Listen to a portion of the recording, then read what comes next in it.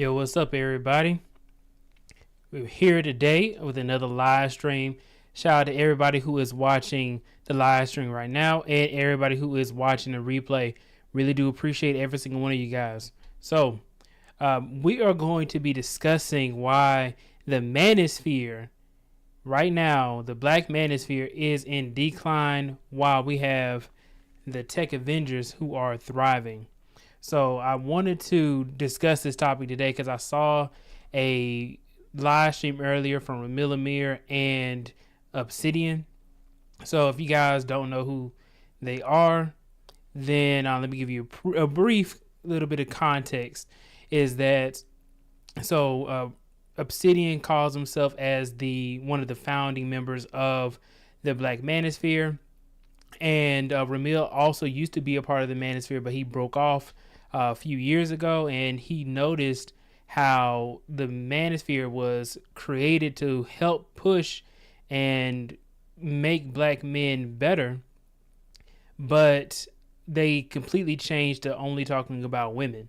So that it's true that the majority of the Manosphere content went away from this is what you can do to better yourself to listening about a whole bunch of skits and pranks that you see on social media about women going crazy over something that's completely falsified, right? Like they had this whole thing where the woman was going crazy over the guy for not paying for her and her friends at Cheesecake Factory one night. And it turned out to be just complete prank. And you'll see a lot of these podcasters in the Manosphere breaking off and going into other parts of YouTube, and they'll just say they are leaving the Manosphere, but really they're just talking about like gossip or celebrities and stuff like that. So the Manosphere is nowhere near where it used to be when it first was getting started. So with that, it has lost a lot of the value that it initially had. And hey, I'm trying to make it so that way people can better themselves and get to the next level. But now we have the Tech Avengers. So Gabe A, Keep It Techie, Citizen Lou, a whole bunch of other people within the tech space. A lot of tech black men are coming together and trying to help other people get into the tech industry. We talk about different experiences that we all have, and we're trying to show the realistic view of what you can do when you're trying to get into this field, how you can better yourself. And let me tell you guys that getting into tech has helped me out tremendously throughout life in general. So just wanted to bring that up. I'm going to be going over this live stream with you guys. I'm going to be giving some commentary. I may drop the link if anybody is available to jump on. If you all want to discuss this live stream or any of the topics I'm going to be bringing up. So I'm going to go ahead and pull this up, and let me know if you all can hear the live stream.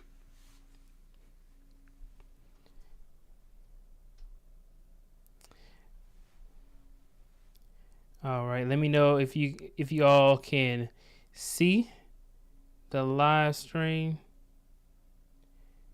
Okay. First, before we get into everything, let me go ahead and give a huge shout out to the people who are in the live stream right now. I see that Majin Ego is the first person in the chat. So Majin Ego, you have won the number one spot. Let me play that right quick for you. Coming for that number one spot. All right, man. All right, so for you guys who don't know, the number one spot is for the first person I see in the live stream to comment. I appreciate you guys for tuning in, and also shout out to the Compliment King. Appreciate you for tuning in. All right, let's get into this live stream right here. I wanted to kind of skip around as well because a little bit of backstory is that Obsidian is I would say this right. Kevin Samuels is the first person I saw in the Manosphere before he passed. And then when Kevin took a break after the Average at Best video, then I was looking for more Kevin Samuels content, and I ended up coming across Obsidian. And that was the first person I actually went on to his live stream to talk with him and Jessica X, and I think Danica Marie was on there. So all three of them I spoke with on my very first panel that I jumped onto. So yeah, let's go ahead and get into it. Okay, true indeed. All right, so we come back to Kevin Samuels. So if YouTube allowed you to come back, would you come back? Good question. I've been really thinking about this. I have to be careful with my words here because as we talked about before hitting the record button, and I'll say it now just for the record, I have to be very careful about how I talk about all this because it has now moved into a legal realm. So got to be careful with this. Would I come back to YouTube if I could? To be brutally frank, I'm on the fence about it. I've been doing some research, and the research I've been doing, I don't like what I see. It's a lot bigger than me. There have been people. I don't expect anybody here to know. Man, stop the cap, man. Come on. If I don't expect him to anybody here to know the names. But Russell Brand has not been treated very well. Steven Crowder has not been treated very well. David Rubin has complained. So there's been a lot of really, really big and white. That's the point that I'm getting at. White YouTubers who have very real concerns about how YouTube does business. And it's made me really rethink a lot of things. By the way, the other thing too is this. I've been here before. Back in 2016, and I'm not going to assume you was around then, but back in 2016, there was a very similar move afoot. And that move was to essentially game the YouTube system to get rid of voices you don't like. I was part of a hit list. Tommy Sotomayor was on it. A whole Angry Man was on it. A whole bunch of people was on it. And a number of people lost channels. I was one of them. And I just made another channel, kept on getting up. If I'd have known then what I know now, chances are pretty good I would have never been on YouTube. I just didn't know. But I knew better. I asked that because I it was a thing like you was saying that you was the 10th most super chatted person. Yeah, Playboard. Yeah, I didn't know that. It was brought to my attention. It was a brother that was on another show. All right, so before he goes on to this, I'll go to the next part as well. But essentially, Obsidian had several channels on YouTube, and then YouTube finally banned him for the type of content that he was putting out here online. The reason why he was brought down is because he just kept talking about this one person and just over and over again making content about them. And when you make content about like one person and talking about how there's a bad person or you disagree with whatever they're saying, and you just consistently pester them and then they get you kicked off of YouTube, my thing is that it didn't help anybody in this. Now he not only lost the ability to be able to be on one of the largest platforms, which is YouTube, with the second largest search engine right next to Google. He lost that ability to be able to monetize himself on YouTube and had to be put on Rumble as an alternative. And you go from being one of the most super chatted people on YouTube to being somebody who has to go to another platform, which the majority of people don't get on Rumble. I'm just saying, like, you pretty much cut however much money that you were making in probably more than half. So why would you, like, this is just a prime example of what not to do when you're on YouTube. And I wanted to say that I think that Obsidian is, I don't think he's the last person, but he is one of the last people who is still considering themselves in the Black Manosphere. One of the first people in it, and then also one of the last people in it as well. But he got kicked off of YouTube, so one of the last people off of the YouTube app in the Black Manosphere. On the Playboy website. So for those of you who don't know, I'm gonna skip this part because he's just talking about his super chats. 2023. So I'm and you wouldn't come back to that. You wouldn't. You're saying, I forget that. Well, see, here's the thing. Number one, if I can do it there, I can do it on Rumble. Right. So Rumble got a long way to go.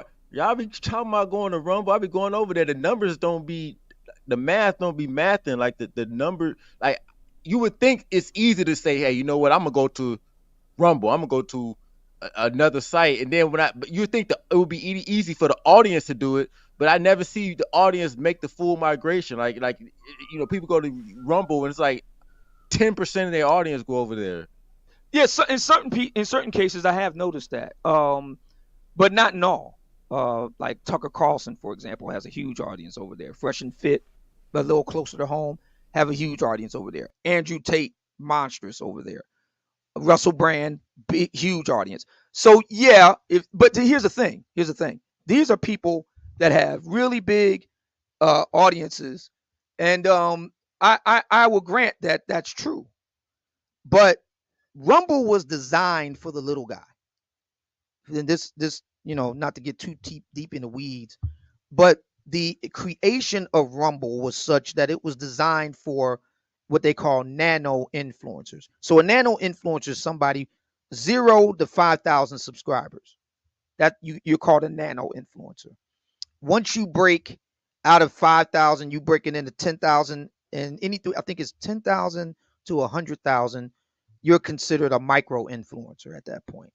So Rumble was designed for the nano influencer, for the little guy. Matter of fact, they even had programs to promote the little guy. So if you're a guy that's got between, I think it's 500 and 5,000 subscribers, you're eligible for a program. And then you have to meet some other requirements. You have to like live stream 2 hours a day, a whole week, and some other things. They're pretty simple.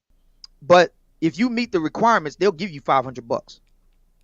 My thing is, if you are somebody who is going from being one of the most super chatted people on YouTube, and then now you're talking about, you've been demoted. Essentially, you've been demoted to being a micro or a nano influencer with so little amount of followers or subscribers or whatever you call them on Rumble. That something that you would want to go with going forward? Really, it sounds like he has no other choice. Like, why would you want to go from making all this money on YouTube to talking about topics that doesn't help anybody? It not only does it not help anybody, but it also, after you watch it a little while, you start to realize how crazy some of the topics are. Like, they reuse the same topics that everybody else is talking about. If O'Shea is talking about a topic on, in the Black Manosphere, even though he's not in the Manosphere anymore, or if O'Shea is talking about a celebrity, then Obsidian got to talk about that celebrity. If whoever else in the Black Manosphere wants to make a video, Obsidian has to make a video about that same exact topic. They all talk about the same exact thing. It's not like it's an original thought that comes out of any of their podcasts. It's not like they're talking about their experiences. They're not talking about how to make things better. They only talk about oh, this celebrity is sleeping with this person, and it doesn't push anything forward. I'll get a little bit further on. Let's see. TikTok is 60. Last time I checked, TikTok is. Hold on. On the Manosphere? Oh yeah. On the conclave. $250 million. I would. All right, I think this is the part where he talks about like Theo Woff. I think 28 minutes in, Theo Woff is somebody who pretty much funds a lot of the events and the other people in the Manosphere. I've spoken with him before, I think on Bernard Riley's stream. But yeah, so let's see. Ice cream so good, girl, that she seemed to clean up. Yeah. I mean, there are. I'm. If you want to tell me that there are individuals with really big platforms doing really well, no argument there. I'm talking about the little guy. Or in this case, the little girl. I'm talking about that nano influencer. 5,000. Are they making any money?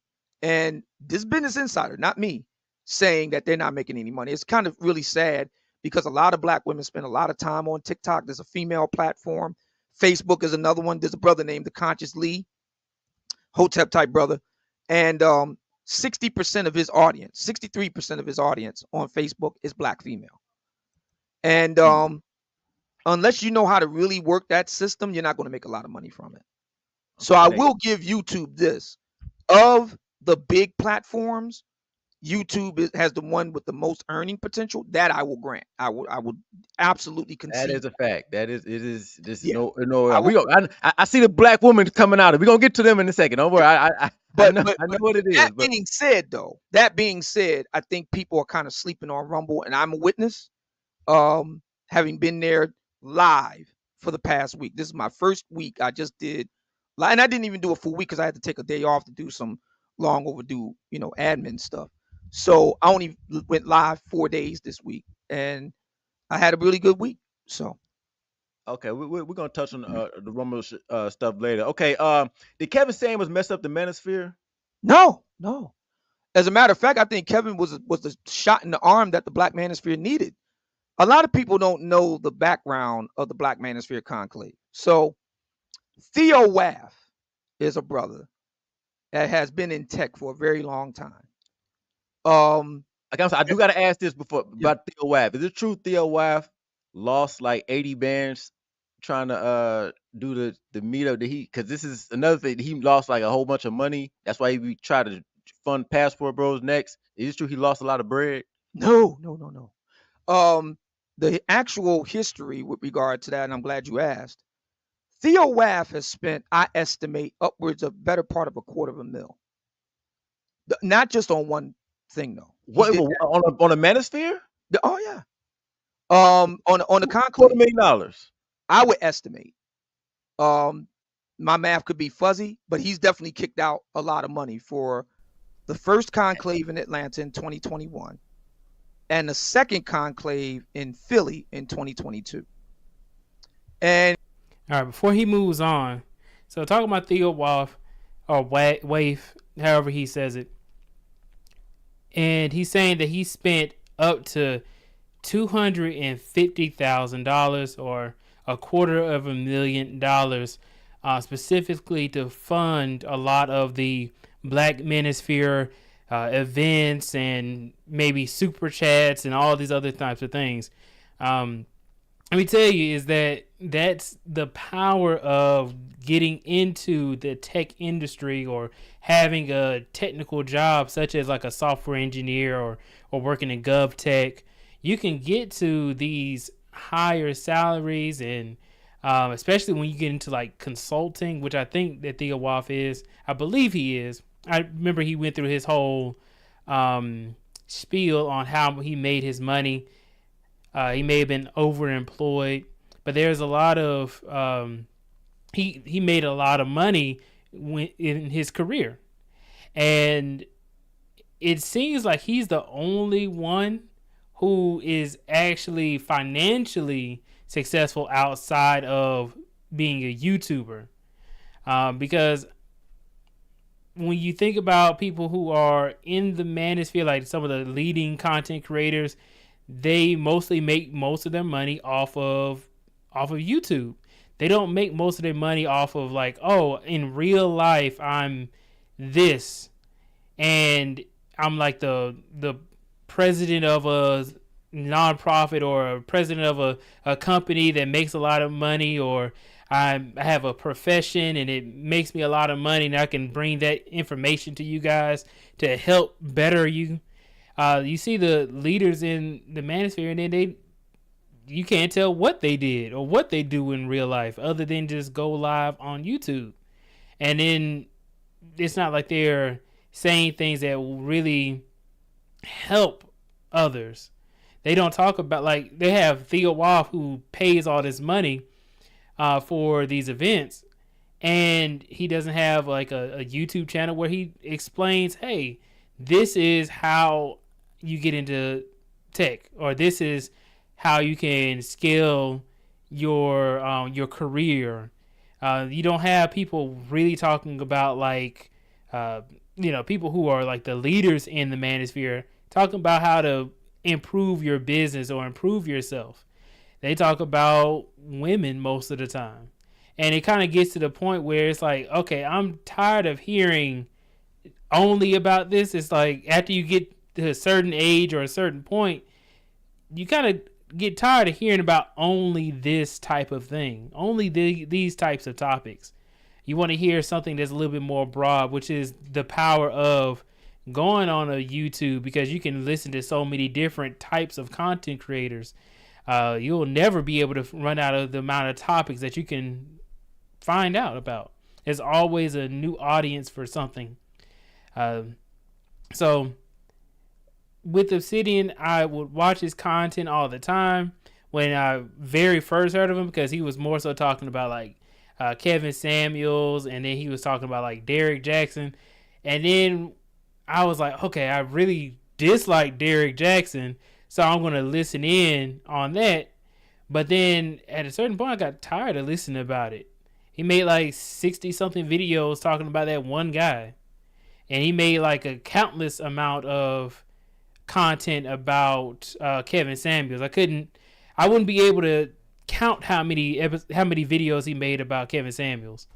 So, let's just go ahead and get into it, because I feel like it's coming up to the part where he talks about more about the conclave that he had for those 2 years and how Theo Wolf spent that money. And here's when we first talked, because so let me back up. In 2021, did he recoup though? So is he still in the red? He got to still be in the red. Right. Let me go to that. Right. So in 2021, it all got started. You asked about Kevin. It all got started on his Facebook group. Theo Waff was part of Kevin's Facebook group. With me, Theo, Jason, Shannon would come later, Sir Tice, and they were talking about doing this there. That's how it all got started, on Kevin's The Mix group. And Theo said, if this is going to work, we're going to need some recognizable names that fellas know to get them involved. So he went to O'Shea Duke Jackson and Angry Man first. And neither of them were interested. They had their own things going on, and that's understandable. So then he looked me up, and I said yes. So when Theo and I got together to talk, he told me why he wanted to do this. Of all of his years in tech, he had noticed that not even white guys, it's mainly Asian guys, Pakistani, Indian, Chinese, Korean. Those guys were setting up a pipeline for their guys. They would get these guys H-1B visas. They would get them set up here in the States, the whole bit, to get jobs in the tech industry. And Theo said, why can't black men do the same thing? So he makes a good bit of money, does well for himself, and he was willing to fund the very first conclave. The very first conclave he completely funded. I know firsthand that's true. He also completely funded the second one. Your question about recouping money. So before he moves on to that next point, you see how he doesn't really answer how black men are going to be able to get into, and what I think he's going to say later on is that talking about the pipeline into getting into tech. It's pretty interesting. Quick story about it is that I was speaking with one of my directors, and he was explaining the power that he has as a director. What tools does he have at his display? Because it's not that when you get to the director level, you can just call all the shots. What you can do is help influence who gets particular jobs. He told me that when people are trying to get jobs in corporate or in the tech industry, is he has to where he can't figure out who gets to stay or who gets hired or anything like that. But what he can do is he can give recommendations to his boss. And then his boss has the ability to be able to get people hired on. He was able to do this and got, I think, like 3 or 4 people hired onto the team and into the corporate structure of the company. He said the reason why he did that and why he was able to do it is because he had worked with somebody previously, or he knew somebody previously, was friends with them. They had a certain skill set. And he said, oh, instead of interviewing all these other people who are external, we don't know who they are, and it's hard to make a decision or an investment on somebody who you don't really know, or you only met them and you only interacted with them for an hour or 2 hours based off of how many interviews they have to go through. He said it's extremely hard to be able to get external people in, so he gets people who he already knows, brings them in, and they work there now. A lot of, if you've ever heard of it, is nepotism, or you can see it as people moving from company to company with each other. So when Theo Wolff is saying, hey, why is it that these other groups are able to get into tech and get into these different positions, is because they have somebody who already knows them or looks like them, and they're able to think, okay, well, hey, they say they have this skill set. I already like them and or know who they are. They end up getting the H-1B visa, or they end up getting the job, whatever it is.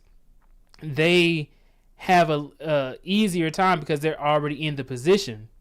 Now with Theo Wolff, he funded the conclave, which was talking about tech.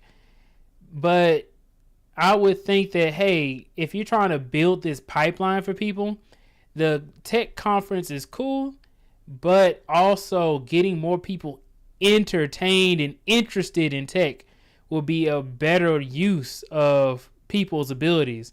And also another thing is, why would you let one person solely fund a full conclave? Like, if you're Obsidian, he said that he's like one of the most super chatted people in YouTube. Why not help to fund it as well, and or may help expand it even more so, instead of having the whole brunt of the finances on one person? Doesn't really make much sense to me. I do see some more people in the chat. Let me say what's up to you guys and go through it right quick. Shout out to NC Work. Appreciate you for tuning in. Shout out to Untitled. We got Ramil Amir in the building. I'm reviewing his video right now with his live stream. Shout out to Business Connections with Kay. I've been interviewed by Kay before on his channel. I really do appreciate him as well. He is one of the people who actually does talk about business. I don't know if he considers himself Manosphere or not, but he is somebody who I know for certain will help more people be able to thrive, as opposed to talking only about women. So Untitled says, how many of the people who joined got jobs? I have no clue. I have no clue how many people got jobs. And this is the thing about conferences. I just went to a conference earlier today, all the way in Marietta, called Sequel Saturday. And this conference, they had a lot of recruiters. They had a lot of CEOs of companies. And let me tell you, I never go into these events expecting a job. I always expect to get more LinkedIn followers, and I expect to meet new people and show my face. And the more times I show my face, the more people recognize me. Then later on, when something comes up for like a data engineering position, then they'll be able to look out for me for a position. But let me tell you, I really don't believe that just because they went to the conclave, they were able to get a job, unless they were hiring there. That's the only way that I can see people getting jobs from it. And it's kind of hard to figure out if somebody will be good or not at a job just because they came to an event. You know, even if they have like a resume and stuff like that, it's kind of like, is the opportunity open for their skill set? Your title continues. It says, you told me black tech conventions are just networking and not job searching. Yeah. Now, unless you go to like a career fair, if you go to a career fair, you're networking and there's the possibility for a job, but it's not saying that that you'll just get a job by going to a career fair. It actually is pretty difficult when you get to the tech side of things to go to like career fairs for tech. The competition is pretty stiff because you have people at the career fair. You have people who are applying for the job online. There are people applying for the job from multiple different job boards, and your competition is so much that even career fairs are kind of still difficult to get a job. So you can't really guarantee anything. Business connections. So he says, Ramil predicted the downfall 2 years ago. I agree. I was there when he did it. We should call Ramil a freaking genius. Shout out to number 16. Appreciate you for coming in. Textual Chatter says, we know TLA is the super chat master. Yes, I believe, I'm not sure if he's still up there, but I know he is still one of the most super chatted YouTubers. He is still in the top ranks for his super chats.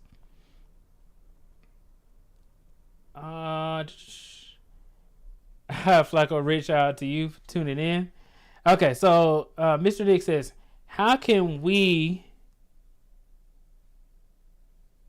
Okay, so Mr. Nick says, how can we expand our IT relates networks, or IT relative networks, so we can serve others and expand our access to recommendations while recommending others? I am trying to see what you mean by this. I'm trying to see what you mean. Give me 1 second. So he's saying, how can we expand our networks so that we can expand our access? I think he's talking about for black people, right? So one of the best ways is to get more people interested into tech or IT. You know, you have Obsidian. He's talking about like what women are doing and how women aren't traditional. And you have the Passport Bros who are talking about going overseas because the women in the United States aren't that good, or in the West aren't that good. And they're not talking about, okay, well, hey, how can you get to this money? They're not really talking about that. What you need more people discussing tech topics, and you also need for people to get into position to be able to hire. So that's why I give a huge shout out to Gabe A, who is somebody who is a hiring manager who has hired people before.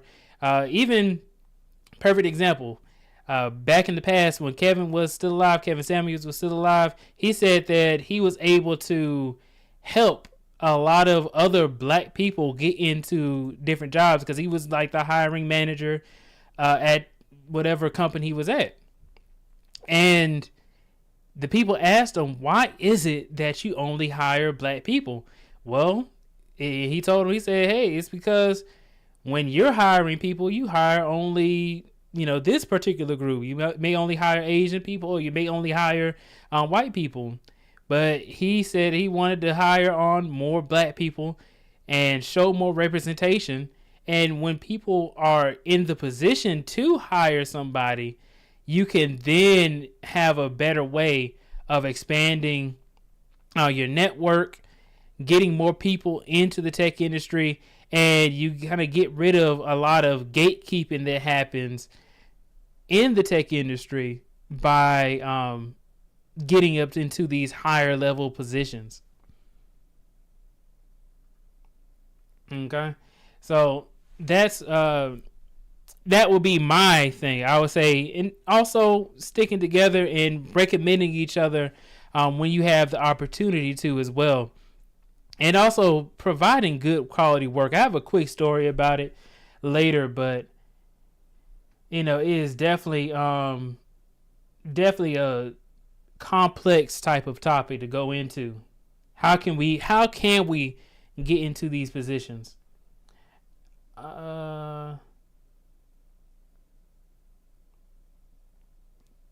Appreciate you, Zumi, for tuning in. Shout out to Joey. Shout out to Free Zone Lou. Shout out to Shinobi. He says BTB is taking a break from posting IG baddies on Discord. Yep, taking a break to talk about something constructive today. All right, so let's go ahead and get back into this video. When the third one came around, now Shannon is involved. Shannon was involved in the second one. So Shannon Sharp? Wait, I don't. Shannon Rawls. I was about to say, I'm finding out Shannon.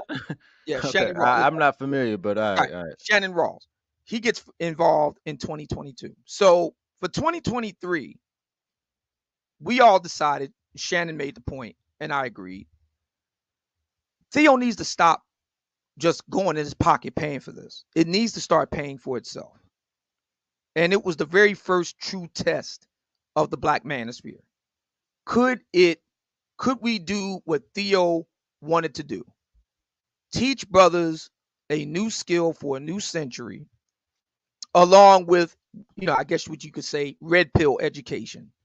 Talk about marriage, relationships, and my thing is why? Why are we talking about these other topics that had nothing to do with the original topic? See, this is where it leads into it being unhelpful, because we're talking to people about things that they can't really help you with. You're talking about marriage and relationships and stuff, and most of the people aren't even married. And I'm like, just stick to talking about tech. If you're not married, you're not, in a relationship, I'm sitting here like, why are y'all talking about these types of topics instead of talking about the main thing, which is helping people get to a better place within tech, or getting to, the next level. You talked about how these other groups of people are helping each other out to get into the corporate. But then instead of also doing the same thing, you're talking about marriage and relationships, which is what everybody else is talking about. Let's talk about something that can help people. Let's talk about something that is structured and can be verified through experience. Everybody's experience with relationships or dating is always going to be different. Like, it's not like every single person has gone through the same thing and I can tell you exactly what to do in your marriage and or relationship to make it better. Like, nobody really knows exactly what's right or wrong when it comes to relationships. But I can tell you what's right or wrong about something that is clearly defined in like documentation or through the statistics that you can go through and look up online relating to tech. You know, if I'm trying to help you get a job, I'm not going to be like telling you, oh, well, hey, I know you're looking for a job, but also let me help you out with your marriage. Doesn't make sense. Other topics. We just don't talk about, the idea that we get together and talk about black women. That's not true. Is it really not true? No, it's not true. The vast majority of the time is talking about black men getting their act together. Come on now. Now Obsidian. Come on now. Obsidian. Yeah. Because we do got to get to the SBE later on, but you're saying that the majority topic of a Black Manosphere meetup is not black women? No. The majority of the topic is black men getting their act together. Black male mental health. We take that very seriously. Fitness. We take that very seriously. Obsidian. Oh yeah. Fitness. Obsidian. Oh yeah. Mm-hmm. Come on, man. Fitness and diet. As a matter of fact. Diet. Oh yeah. As a matter of fact, at the conclaves, we keep the fried. You know how black folk, we love fried food. You know that. We love greasy food. We eat a lot of meat. All of that was kept to an absolute minimum. I'm not saying it was all vegan, but we keep it to a minimum. We try to keep all of that to an absolute minimum. Focus more on leafy green veggies, steamed fish. Come on, man. Things like that. Yeah. Yeah. But it didn't look like a lot of health. I've seen the pictures. I'm not trying to. It just didn't look like a lot of healthy. That's the reason why we're doing it. That's exactly the reason why we're doing it. I'm glad you said that. Those brothers don't look like. That's exactly the reason why. Too many black men are dying too soon. Kevin, anyone? And part of that reason is because of diet. We're gonna get to the diet thing too, because you went to the plant. We gotta talk. We got a lot to get to. But I'm trying to break it down. So now with the meetup, so is Theo ever going to recoup the $250,000 he dropped on this? Is he ever going to recoup that, or he got to take the L? I don't think it's an L. I think it was an investment. It wasn't an L. It was an investment. Is he going to recoup on his investment, or? I think he is, because his goal was to get 300 black men into tech by the end of 2025. We started out in 2021, over 100 guys showed up. In 2022, around 50. It was smaller. 2023, we had 200 guys live in the room with us. That's not including the brothers streaming from all over the world. So just looking at the in-house butts and seats numbers, by 2023, we overshot the goal by 50 guys. So we met the 2025 goal in 2023 and had 50 guys left over, 350 guys total. So we're growing. We just had our first Zoom call for Black Manosphere Conclave members. And I was even I thought it was going to be maybe at best a couple dozen guys. It was over 100 earlier this month. We have our calls the first Sunday every month. Over 100 guys showed up. And I do got to ask about that too, because Theo's made claims as he's helped like hundreds of men become six-figure earners. Like, now that's a bold claim to make. You're saying that he said hundreds of men are now earning six figures because of him. It's like that's a it is a bold claim. You're right. It is a very bold claim. Yeah, you're right. It's a very bold claim, and even doing what we're doing is a very bold thing. Yeah. But is he saying he was able to lead hundreds of men into six-figure career? Because entry level, it's not a lot of careers you start off at six figures, even in the tech. So when you make something like that, I got hundreds of men making six figures. That you saying that's accurate? Yeah.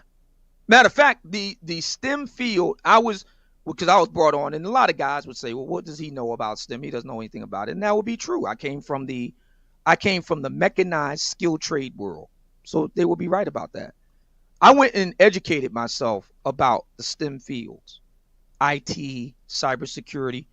The money that's in that is insane. You're talking trillions. Trillions. All right. So I have somebody in the back I have dropped the call-in link if anybody wanted to call in. Um, I do want to make this point though, is that the goal was to get 300 people, 300 black men into tech, and he says that Theo said that he helped hundreds of black men get into six-figure tech jobs.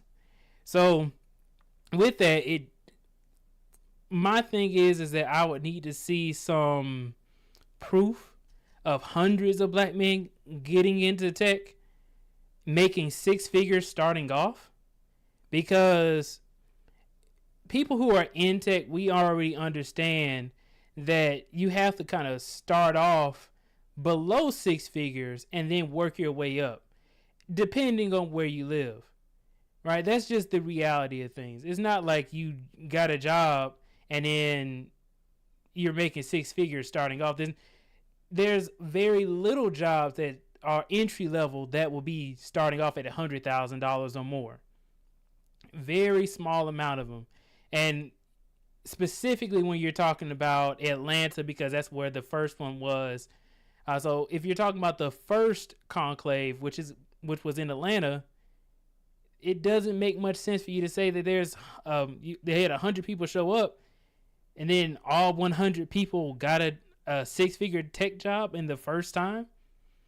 Now, I told you guys before, and I'll tell you again, is that these conferences, these events, they are nice to meet new people, but there are no guarantees whatsoever on getting a job. So I really want to hone in on that. I have been to many tech conferences, many tech events, and the majority of people, they will spend hundreds of dollars to be able to go to these events and still come out with no job. Some of these folks riding the bus to go to these events, hours. They paid $300, $400 for the discounted ticket. The ticket be like $800. They got it half off, and then they took the bus to get there. And then after they leave, they don't have a job to say anything that, oh, I got a job by going to this event. So that's kind of what I'm thinking is going on with this this conclave, is that, hey, you had 100 people in attendance, but just because they attended doesn't mean they got something out of it. But let me go ahead and I have somebody up in the back who actually was at the conclave and who can give some more context. Let me go ahead and ask you to unmute. Hey, Christian, how are you doing? Hey, how you doing? This is Christian. How you doing? Doing well. So I wanted to ask you a quick question. So I saw in the chat that you said that you actually did go to I believe the first conclave back in 2022. I think it was 2022 or 2021. Go ahead. No, I went to the one in 22 in Philadelphia, which technically wasn't it was called the Mavia Ali Experience. It was supposed to be like an offshoot of the Manosphere meetup or conclave, but since it's been, I guess, kind of folded into that series, that's just from how it was presented when we went. But post, now I don't want to defame anyone, but that's how I recollect. That's how I remember how it was. Yeah, recollect. Sorry, I just got out of a play, and we went to dinner and everything, and I'm headed home. Me and my wife. But anyway, yeah. So sorry, I've been hanging out today. But anyway, yeah. But yeah. So basically, that's what happened. And so this is what I can say objectively about the meetup conclave, at least the one I went to. I would say discussion regarding women. Would you say was the discussion maybe around women, in terms of getting your money up, having your style right, doing things like that? That, of course, all ties into that overall piece of mating and dating, right? Because why are guys, because guys will live in a cardboard box, if they can, so you get money. I mean, guys get money to provide for women and their family. That's what a lot of guys' motivations are, just when it comes down to it, regardless of race. Okay. Um, so what I observed is when I was in Philadelphia at Obsidian's event, I ran into 8 or 9 guys who said that, hey, I was at the last one, and I was they were in Theo's group, and they had either been working at a tech job or they just signed offer letters. But this is what the impression that I had, that yeah, they may have signed their first offer letter and they may have been making 70, 80,000. You have to remember, remote work was in full force at that point. I get the impression that the people who were getting out of his group were stacking jobs. Now, there were a couple guys who did had maybe previous, maybe not straight up tech experience, but maybe they had worked on a help desk, or maybe they had been working in like account management at a corporate job. Like they had some corporate experience, and then they were able to shift into these tech skills. And so they were jumping right into six figure jobs. So it would be like, imagine you were like an account manager, or just say you were working in marketing already. And now what happens is you get your AWS certification, and now you know how to write, you know how to get your AWS cloud practitioner certification. And now you know how to do things such as cloud security, or write lambdas, or do things to help drive a campaign and build within cloud infrastructure, working with dev teams, and you have that background. That's the impression that I got. Right. And now, Christian, I want to say this right quick, is that I have been to a lot of these events, and none of these events have they ever talked about marriage or dating or anything like that. And the reason why I believe that's so is because it has a clear-cut focus. Because Theo Wolff said that, hey, I want 300 black men to get tech jobs, right? That is the focus, that is the goal. Then that is what we should be discussing. This is everything around this event should be focused on that particular goal, because then you have all these other things that dilute the experience. Well, one more point is that now the only exception to that is when you have different tracks all related to, tech, but then you also may have something similar to tech startups where they talk about business. Now, and both of those things kind of go hand in hand, and they can also help more people get to the bag and get to the money. Right now, if you wanted to have something that does talk about relationships and marriage and stuff like that, it may need to be a different event talking about something else. But go ahead, Christian. I wanted you to finish your point. Yeah. So take this for what it's worth. Hey, me and you've met before in person, and I think I have a pretty good rapport with you. So I'm going to give you my analysis of what the event is. Okay, just unfiltered. It's Saturday night. Who knows who's listening? Maybe it'll be used against us, but I'm just going to tell you what I think is happening. What I view these events are, so this is what the structure of it. They talk about the style stuff, the health stuff. They talk about all these sort of life things that you have to do.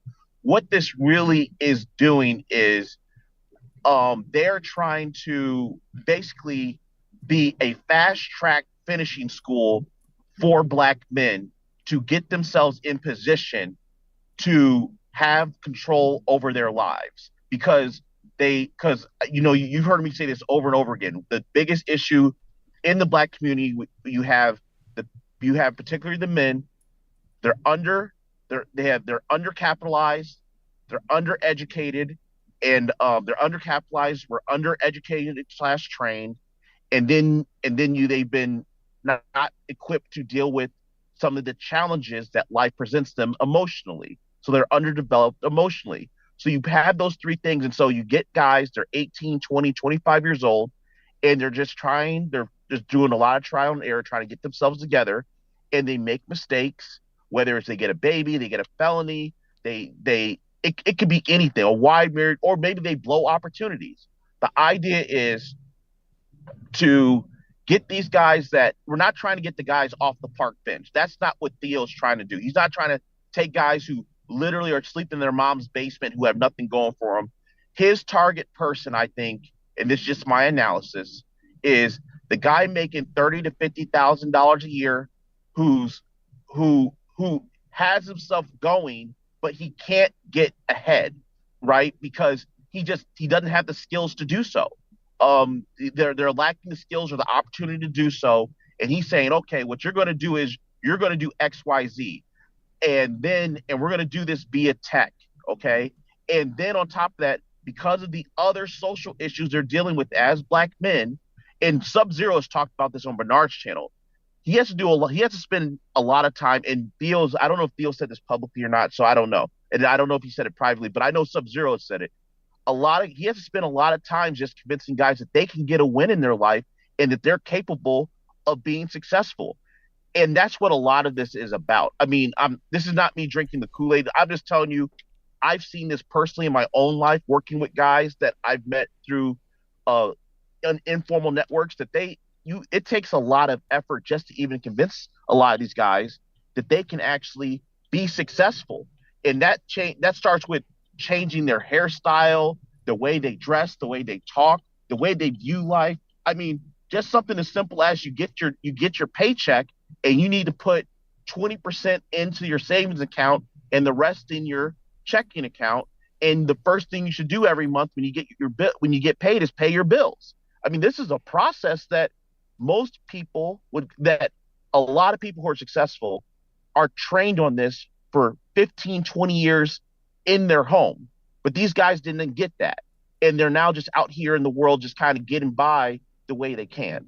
And so that's what this program that Theo and Shannon and Obsidian are really trying to roll out. They're trying to compress what should have happened for 15 or 20 years of training within the home. They're trying to compress it into an 8 to 24-month program to get these guys together. And that's where you see the whole thing with the marriage or relationships, the style and all that. And so that's why I understand what you're saying is diluting the thing. And so what they did was you had 2 days of meetings at specifically Obsidian thing. You had 2 days of meetings. Then on the last day, they say, okay, you make sure you brought your laptop. They set you up with an AWS account. They show you how to do the very, very basics, how to get logged in, how to set up, an environment. And that's the first thing. And then Theo says, okay, we're going to meet every Sunday between 12 and 3. And that's how it starts. They do that for however long it takes you to get going. And, some guys I saw get jobs after 6 months. I've seen some guys get job after a year. But typically what I've seen, if they stick with it for a year, they get a job. Okay. And then what about all the other things, which is the marriage and relationship topics and the fitness and the... Well, I don't keep in contact with the guys like that, but I'm just telling, like, for instance, when I was at the conclave at Obsidian's event, some guys recognized me, and one guy was like, yo, I just got this job. I'm making 85 grand a year. This, what's my next move? And I said, well, the first thing you need to do, you need to save up about 20 to 30 grand. He said, why? He said, because you need 20, 30 grand to either buy a house, to buy a franchise, to get a business, to do whatever you're going to do next, because you need capital to make a move. And that's the first. I said, the money you're making at your job isn't just to make money. It's to make a move to get yourself in a better position. And he was like, man, how long is that going to take? I said, that might take 2-3 years to save that sort of money.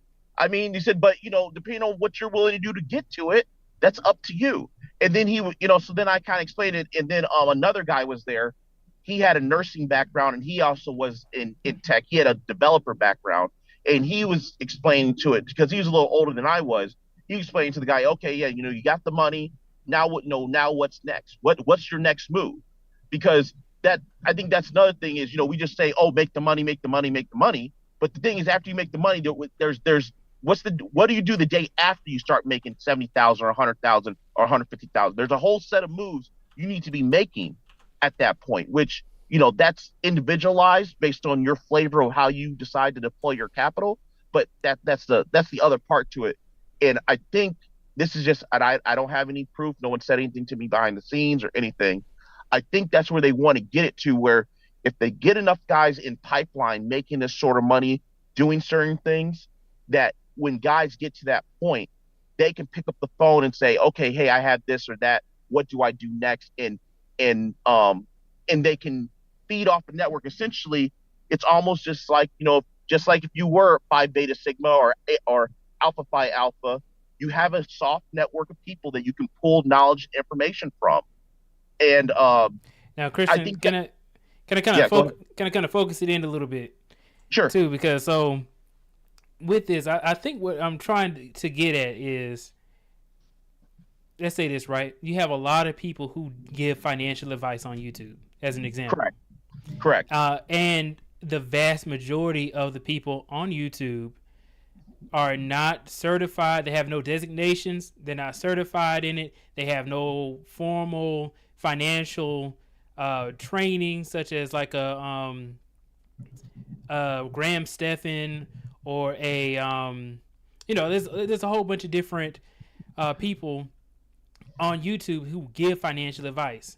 And the issue with that is because they have nobody who they answer to if they give people bad advice. And a lot of them are not professionals outside of YouTube who do this in real life. And when we're talking about people who are trying to get into tech, we need professionals who have experience, who have something to lose if they give bad advice towards these people attending this conference. And then when you have something that's even more slippery, like all the different topics such as fitness and dating and relationships, like who's gonna tell you gave the wrong advice to somebody if you tell them your opinion on dating and relationships? You see what I mean? And see that's where I'm trying to get at, because if I give you bad advice on your taxes, or if I give you bad advice for some stocks or something like that, and I was a certified professional with like a CPA or a CFP or something like that, I would have to lose my license because I gave you that bad advice. If I'm a professional working in tech and I give you bad advice on getting a job or bad advice talking about AWS, then I would lose trust and you wouldn't be buying my courses or anything like that. But with dating and relationships and all these other different types of topics, nobody really knows what is true for everybody, what is undeniable for the majority of people. So I think that what's going on is because it lacks that focus, because you can say pretty much anything when you want to, talking about relationships and all these other topics, it brings down the value of a tech conference like this. It's almost similar. And another example is, I don't know if you remember the Diddy Revolt Summit or the Revolt World. That they said it was a tech conference, and I went to the Revolt Summit. They talked about every other thing unimaginable. They talked about weed. They talked about rapping. They talked about like they had like rap battles and dance battles and all these other kind of things. They had like one little stand for people getting jobs, and then they had this whole building that was just doing gaming. And I was sitting here like, okay, well, what is the focus? Did people actually get jobs from this? Y'all talking about everything else, and it seemed more like a party than anything else. And most conferences are parties, right? Most conferences are parties when we get down to it, right? Well, not all the time. Not all the time, because have you ever been after party is. Have you been to Dreamforce? Have you been to Dreamforce? Have you been to Dreamforce? Dreamforce. I never heard of Dreamforce. That's the conference for Salesforce that they have annually in San Francisco. Yeah, I've never been. I've been to San Francisco, but I've never been to Dreamforce. But let me finish this last point, because the reason is because what could happen with a conference like this, right? If they had stuck to tech and only talking about this, I want 300 people, 300 black men to get into tech. You know what would have happened is that Theo Wolff wouldn't have had to fund everything by himself. They would have had a ton of different sponsors sponsoring them to go to these conferences because they were doing such a good job the first time and the second time. Then you have sponsors saying, oh, okay, well, hey, I can send my team there and they can learn all these new skills for AWS, and then it will grow. Azure and cloud security. Yeah, we get that, but 100% agree. But yet they're saying the tech is the carrot for the idea of think of this as a black male finishing school. That's what this really is. That I'm saying as my analysis. I'm not. Theo hasn't said this to me. Obsidian hasn't said this to me. Shannon hasn't said this to me. As my observation, being at the conference, what this is supposed to be is a black male finishing school. And the idea is we're going to get you together in a fixed amount of time frame, get you into a job that you can make some money, and we're going to give you the tools to be successful. And I get what you're saying with the different stuff, but if you go to a NSBE, if you're part of NSBE group and you're interviewing because of companies are coming onto your campus, they tell you to wear a suit and tie, and it should be a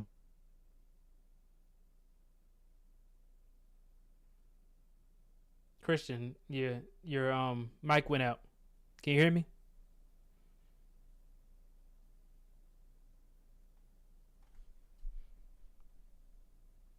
%. Okay, Christian, can you repeat that right quick, because the last thing we heard was you talking about NSBE and how they tell you to dress up for an interview.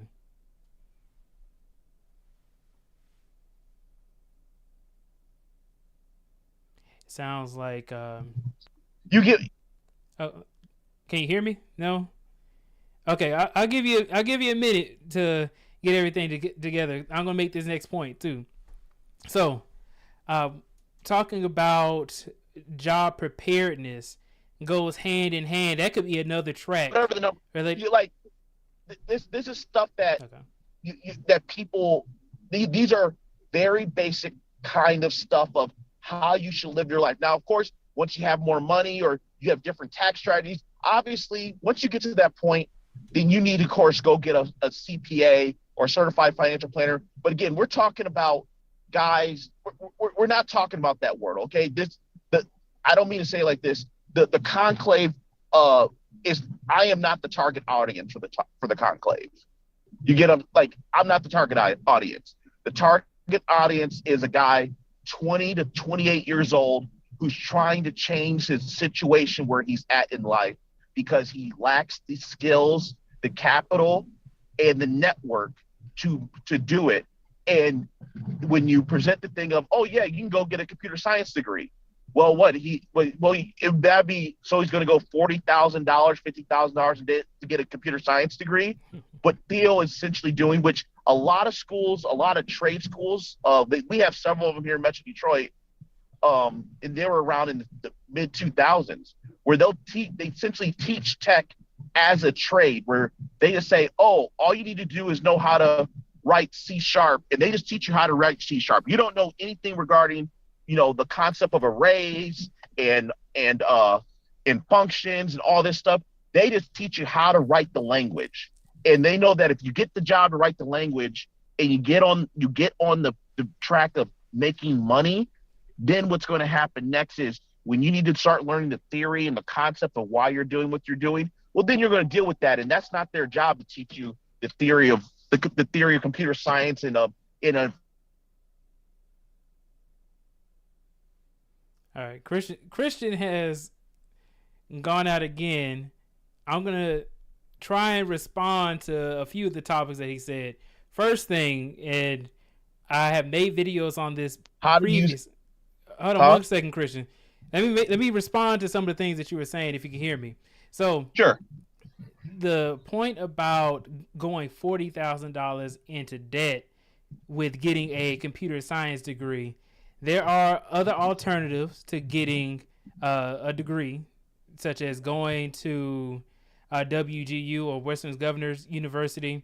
There you can go into getting your degree, especially like I say, you're talking about young guys, which I don't think the Black Manosphere is, talking to like young guys.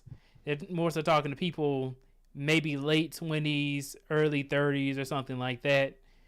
Maybe even older than that. I think it may be close to like the 35 plus range, like how somebody said in the comments.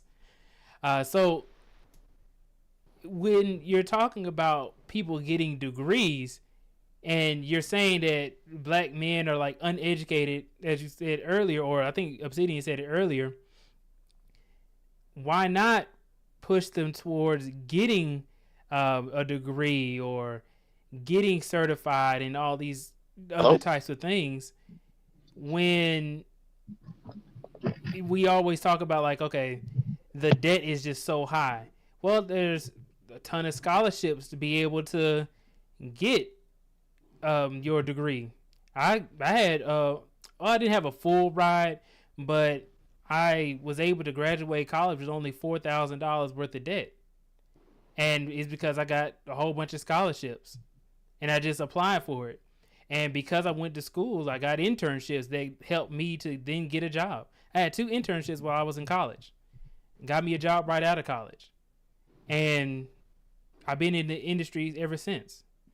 So I would think to me, I'm a little biased because that would be one of the best ways of getting through that pipeline of getting a job in tech. Now, you're talking about somebody who's older, right, and they have a family. They just simply don't have the time to go and devote 4 years towards it. So they have to do the alternative. And you'll see people like Professor Black Ops talk about WGU. So that way they can get a community college, or they can get a degree. And then they have certifications through them as well. But 100%, I 100% agree that's a method. I'm saying that there are job training programs, and I worked at a startup back in 2011 to 2013. People like I worked on the help desk, right? And they said, "Oh, Christian, what do you want to do next?" I wasn't sure. They're like, "Well, if you want to learn how to write code," specifically they were doing like I think Ruby on Rails and something else. They said, "We can send you to a training program." And it was just like a vocational program for coding, for coding. And 2 of the people at my job did do that, and they're not full. A couple of them are senior. The 2 people are senior developers, and that's how they got their start. They did not go through the path that you're talking about. There's many ways to onboard people, and what Theo is essentially doing is he's taking the concept of teaching tech as a trade, which has been a concept out there for decades.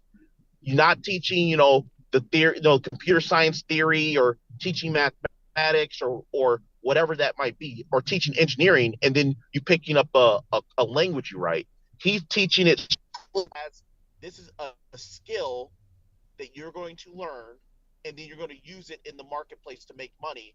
And once you get that job, being writing Java or whatever that might be, it's up to you to then learn about the theory and concepts and all the background stuff, which you're going to do. Because let's be honest, you've been an entry-level engineer. Your first job at your first position at a company, you're literally just doing what the programmer tells you, the senior programmer, senior developer tells you to do. And then on top of that, lots of times you're co-programming with another person, and you guys are working on the same thing, so that way you guys can speed up the testing and development process. So I get what you're saying. They go to WGU. What they're doing is it's a collegial environment. It's supposed to be like a finishing school / collegial environment / you're in there with guys who are kind of from the same background, and that's what the concept is. Right. You can Hey, not Christian. agree with it, but I look at it as, look, they're trying something. I mean, the only way that it could be, would it be more effective if Theo just cut guys a $10,000 check for them to go to a training program that was in their city? But then he would lose accountability if the people were actually going to the program. With his program, he knows that you have to show up every Sunday, and he knows your progress, and he can grade your work and see what you're doing. I mean, that's the way he's doing it. So, Yeah. I So, mean, Christian, right there, wrong. That's just how it works at this point. Christian, let me make this point, and I have Gabe A coming up. Before Gabe comes up, I'm gonna show something on the screen. But I wanted I to. can't hear you. I'm sorry. Hold on. Okay. Well, what I'm gonna do is I'm gonna show this part on the screen since Christian can't hear me at the moment. What I'm gonna do is share my screen right quick so that you guys can see this. So earlier I made the point about the person or the audience of like the Manosphere, and let's actually see who the audience is. Sticking up for you, and I just want to pull it up because I don't. You said this. You said your audience is the upstanding gentleman, but we got this guy right here. You know. To me, this looks like a fucking cave incel ass. But yeah, he came to your defense. I don't know who this is. Should we be able to hear the audio? Yeah, roll the tape because I've never seen it. I wasn't even going. All right, give me 1 second because I'm sure you cannot. He cannot see. He can't hear it. No, it's all good. I can hear it on the YouTubes. So feel free to keep on playing it. Yeah, my bad. You should be able to hear the sound now through Zoom. Got it. I'll play a little bit of it, but this is all right. Was there a real situation for Obsidian to be taken off of YouTube? I know that the feminist movement, like Me Too and a lot of other feminist-led campaigns, attack men, especially black men. So was Obsidian... I can't even. I'm just saying. I'm playing this. This is one of your supporters, and I'm just saying. To me, it was like this guy's not in a suit. He's not. Yeah, he seems to be in the dark. I can't even see what he's not. It doesn't seem like the high value. It's not. It just wasn't.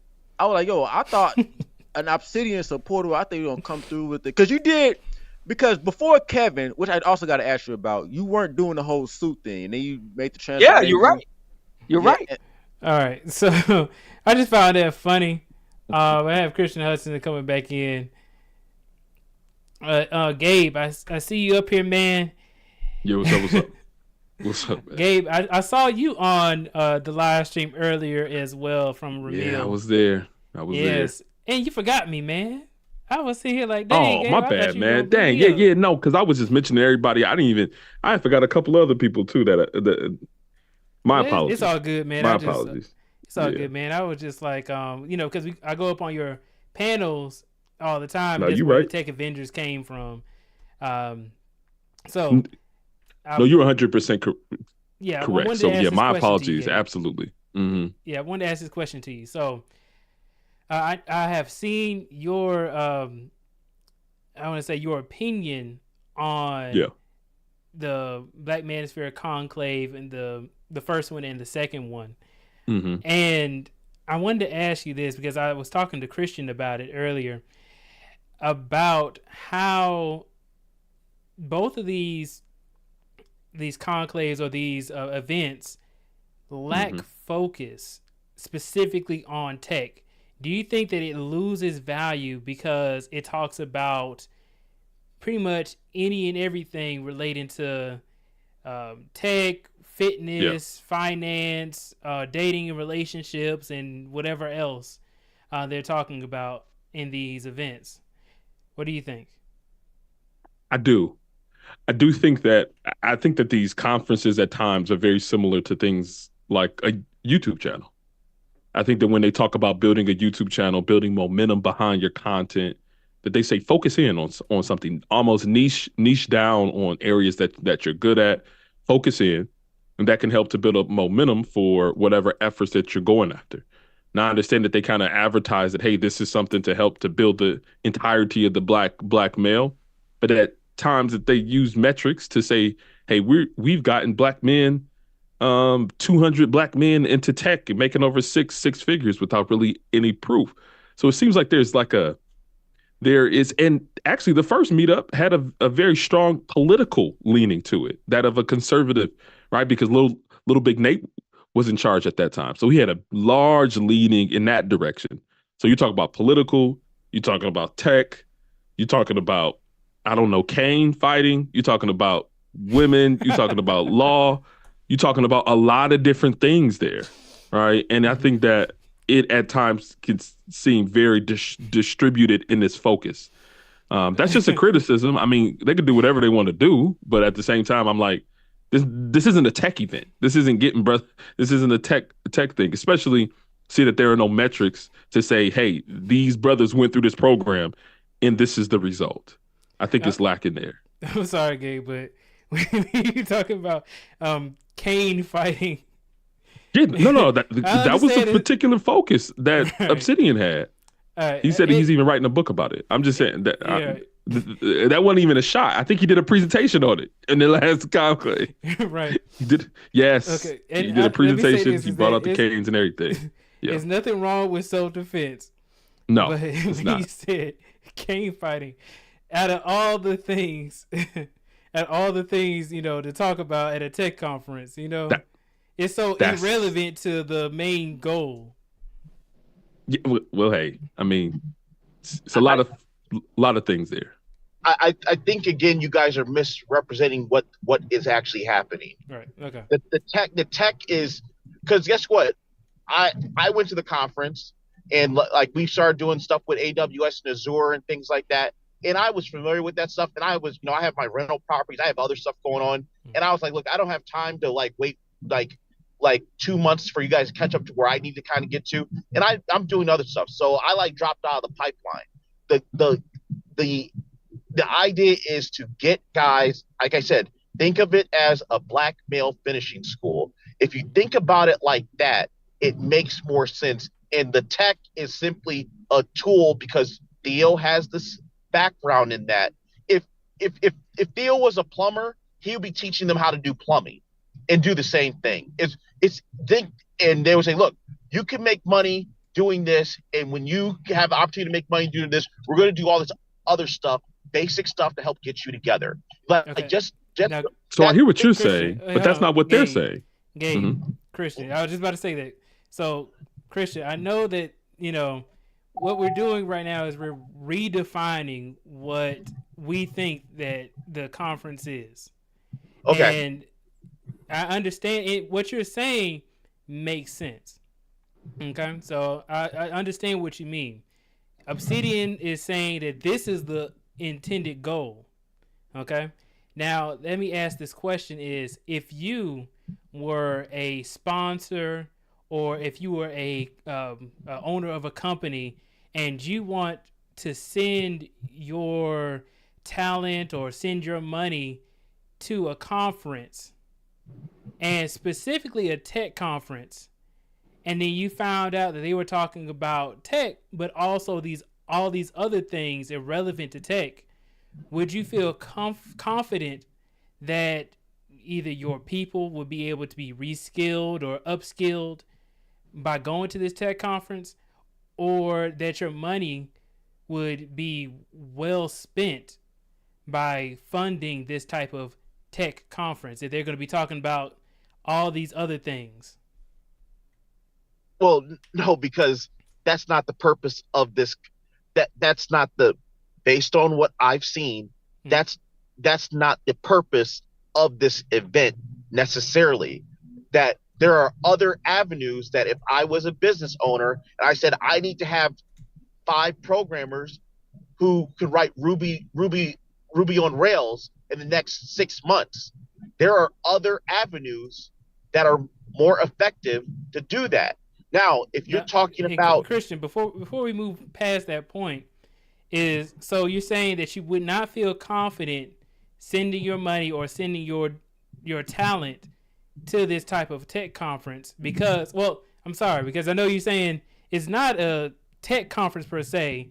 It is a conference that's supposed to be able to get black men to the next level, right? To like a starting point to get them to the next level in all facets of things or multiple facets of things.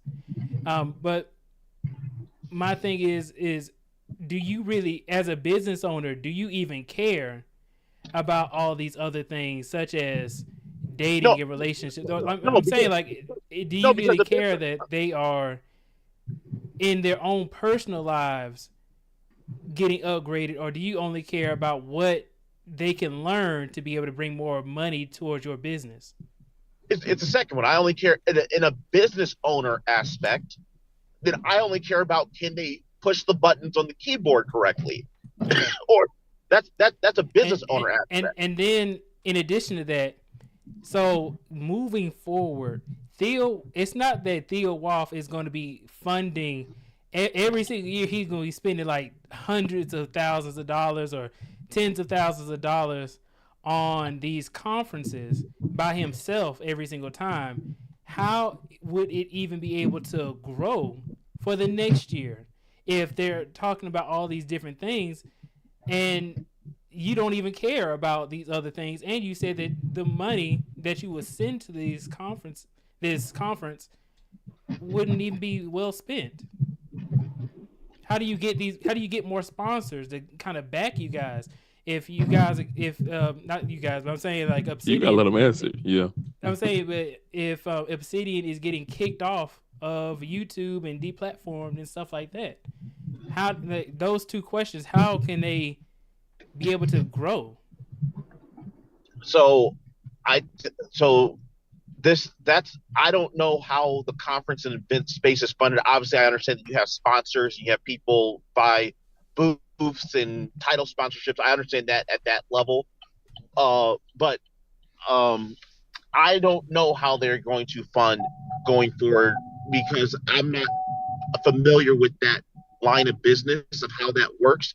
I don't know if they have a big enough reach to do it on like, hey, we get we get 1,000 people to come to a conference and people buy hotel rooms and we get enough liquor sales and restaurant sales and we book enough hotel rooms where, hey, we get the cost plus 10% and we roll that into the next thing. I don't know. At a high level, that's what I think would have to work because that's just kind of like basic business.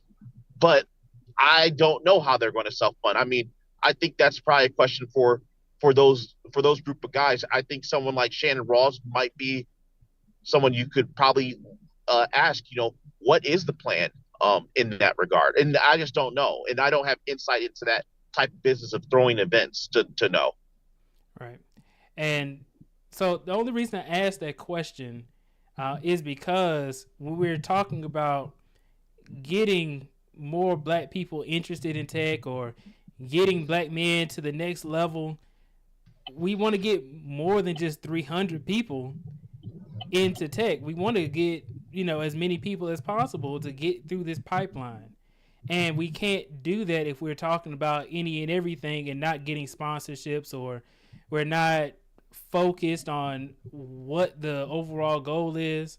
Like I can, I want to ask Gabe the same question as well. Is, would you feel comfortable sending your talent or spending your money if you were a sponsor on a conference that talked about these types of topics? No, because I don't think that so a lot of times when you're working for an organization and you're going to a conference, you have to present some level of business justification. Like what's the organization's return on investment for paying for you to go to this conference? Are you going to come back with some skills that allows you to be able to better produce within a work situation? Or, hey, is this something that other people from your work can go to, right?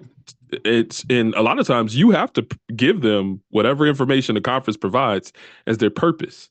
So, they say it's a closed event, like-minded men and all these different things, and red pill and all that. I think I'd be hard pressed to give a business justification for me attending, or for anybody that might be on my team to attend that particular conference. I think I would find other avenues.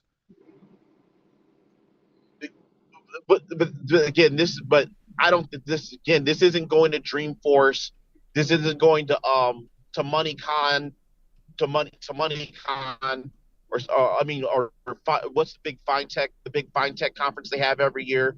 That's not this. Like people who are in those spaces understand what those conferences are, and those are structured for very certain things. Again, this is something, I don't. This is almost like the equivalent to like a working man's prison reentry program. We're going What to the give. crap? What is that? No. I mean, look. All right. Let's be real here. What does a prison reentry program do? They speed you up on what's the current norms of society. They set you up with job skills. They set you up with all the things you need to do to be successful because you've been locked away from society for a long time. When I was in the military, they did the same thing. When you've been deployed for 6 months or a year, they say, hey, we're just not going to let you loose again. We're going to make sure you kind of know how to behave when we get out of here, sort of thing. So what is the equivocation between black men in prison and black men in the military service? I guess repatriating or reintroducing themselves into society. These are dudes that's online, right? That's where the audience comes from. They haven't been any way segmented from society. What I was trying to give you an example of is these are, again, what we're talking about is these are people who are trying to get on a path. Remove the concept of tech. Again, if Theo was a plumber, he would teach them plumbing. Okay. Just think of it like that. What he's trying to say is, look, you are undercapitalized, you're under-skill/educated, and you have these other social or emotional problems you're dealing with that prevents you from maybe making the moves you need to. What we're going to do is we're going to talk about that, and we're going to do something to get some money in your pocket, because if you have some money in your pocket, you can start addressing some of these other issues you have to help you get yourself together. That's what it seems to be the opposite, Christian, because why is one of the prerequisites for getting into his tech class that you have to be red pill? It seems like he pre-qualifies people based upon their, I guess, I don't know, online Black Manosphere leanings to get into his class. Well, let me put it like this. I have not personally seen or heard of someone signing up to come to the conference and him saying, oh, you're not welcome here because you're not red pilled. Look at his Facebook group. He has a Facebook group that you have to join, and that's one of the questions. That's one of his, right. So before you join the group, that's one of the screening questions. I don't even remember if there were screening questions. I'll be honest. No. Whether you remember or not, that is the fact. Okay. All right.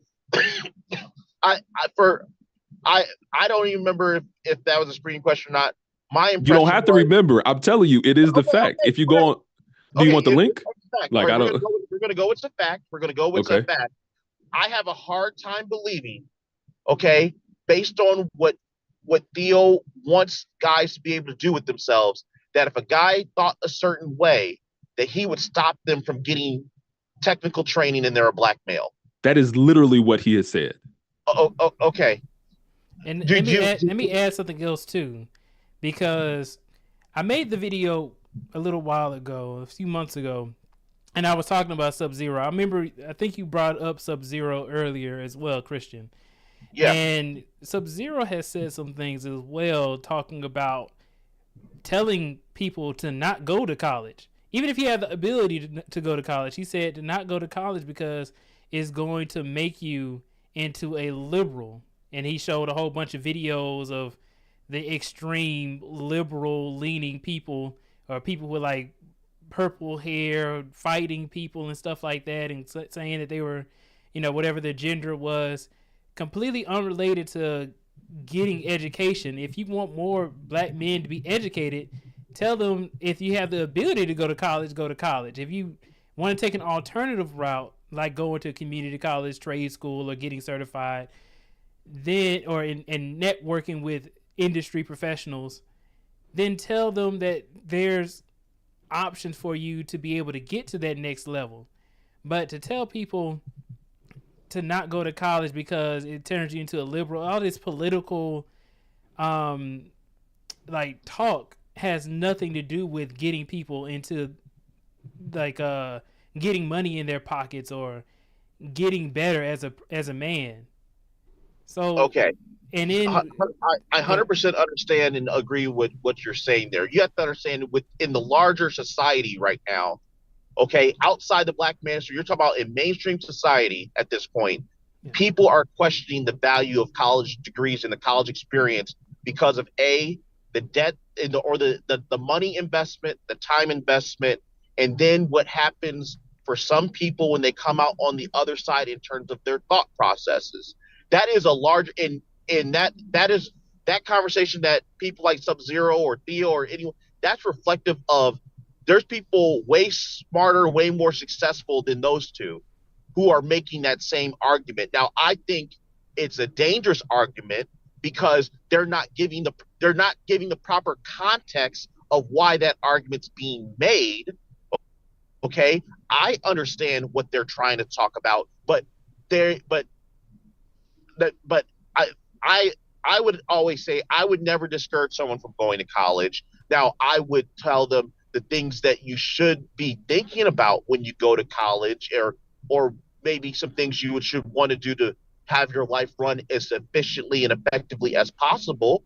I would talk to them about that, and just like that gets a little trickier. And yes, I would, if I was running a training program, I would stay away from that because I don't want to get into political leanings of that nature because that's very complex, and that stuff changes like the wind based on all sorts of things that, like just think of it. I mean, we could go into a whole thing how the political dynamics have shifted greatly in this country in the last 10 years about stuff.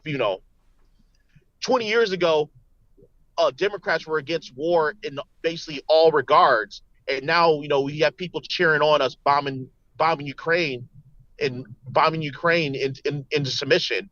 You know what I mean? So it's weird. So I'm not saying I'm for or against it, but I'll just give you an example of how something like that changes very quickly and arbitrarily in a lot of ways. Now, Christian, let me say this, is that I think that type of stance of telling people to not go into college or telling them that they can't think a certain way is pretty much poisoning the community. Because even if you feel that way, it would sound outright ignorant to just tell people to not go to college. Like, if they have the ability to, right? If they don't have the ability to, you ain't got no other choice but to do something alternative. But I would say that if they're trying to get people to get better or get more money, you should be able to tell people, oh, okay, well, if you have the finances and the time, I would tell people to go to college if they can. Get a degree.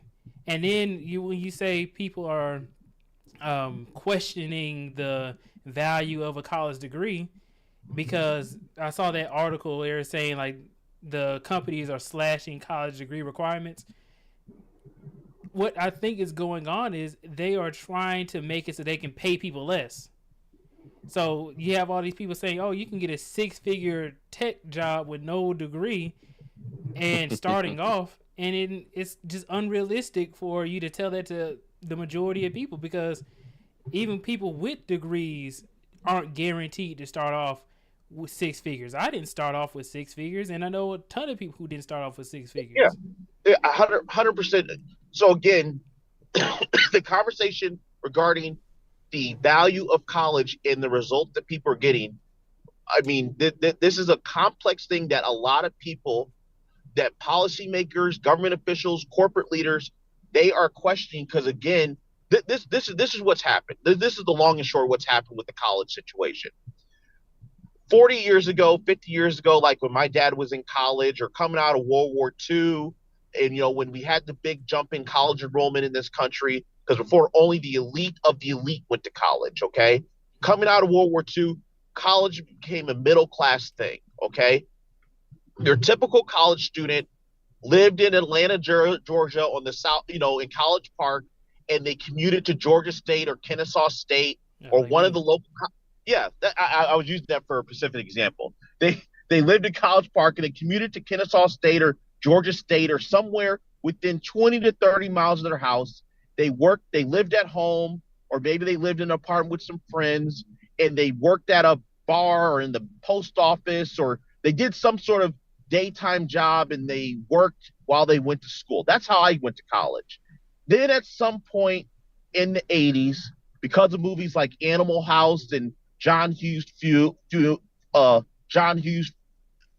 and everything, college became this culture of it became this extended adolescence of you go away and you get to party and hang out and you study abroad and you do this and you do that, and it became this culture of, well, if you get the college experience, you need to live on campus in a dorm and do XYZ, and if you don't, then it's not really going to college. It flipped. And so then the colleges got hip to that, or maybe they marketed it as that. Who knows? I don't know which came first. Yeah, this college isn't what it used to be. Yeah, pretty much. Right. Yeah. So it became that. So now what happens is you go on a college campus, and the students are the freshman dorms look like luxury apartments with dog sitting and lazy rivers, and you're like, what does this have anything? No. Have you been to some of these high end schools? Not in that sense. I've been to D1 schools, and I've never been to like an Ivy League school. I think it's more like Ivy League. When you start going to like these AAU schools, like go, maybe Georgia Tech is right in the middle of the land, but go to the University of Michigan Ann Arbor, go to Michigan State, go to maybe not Notre Dame, but you go to some of these big state schools, elite private schools, the amenities they have for their students is insane. So let's stay on the subject though. So like just the fact that college isn't what it used to be, right? What is it as it concerns the issue with telling people to go or not to go to college? Because what's happening is because they have all these amenities and all this other stuff going into the students, they have nothing to do with them actually learning anything, right? True. That's where the issue. They're saying, so again, why does at a community college to take calculus it's cost $1,300, but when you take it at a 4-year university, it's $7,000. And they're saying to deliver calculus, it doesn't cost that much money.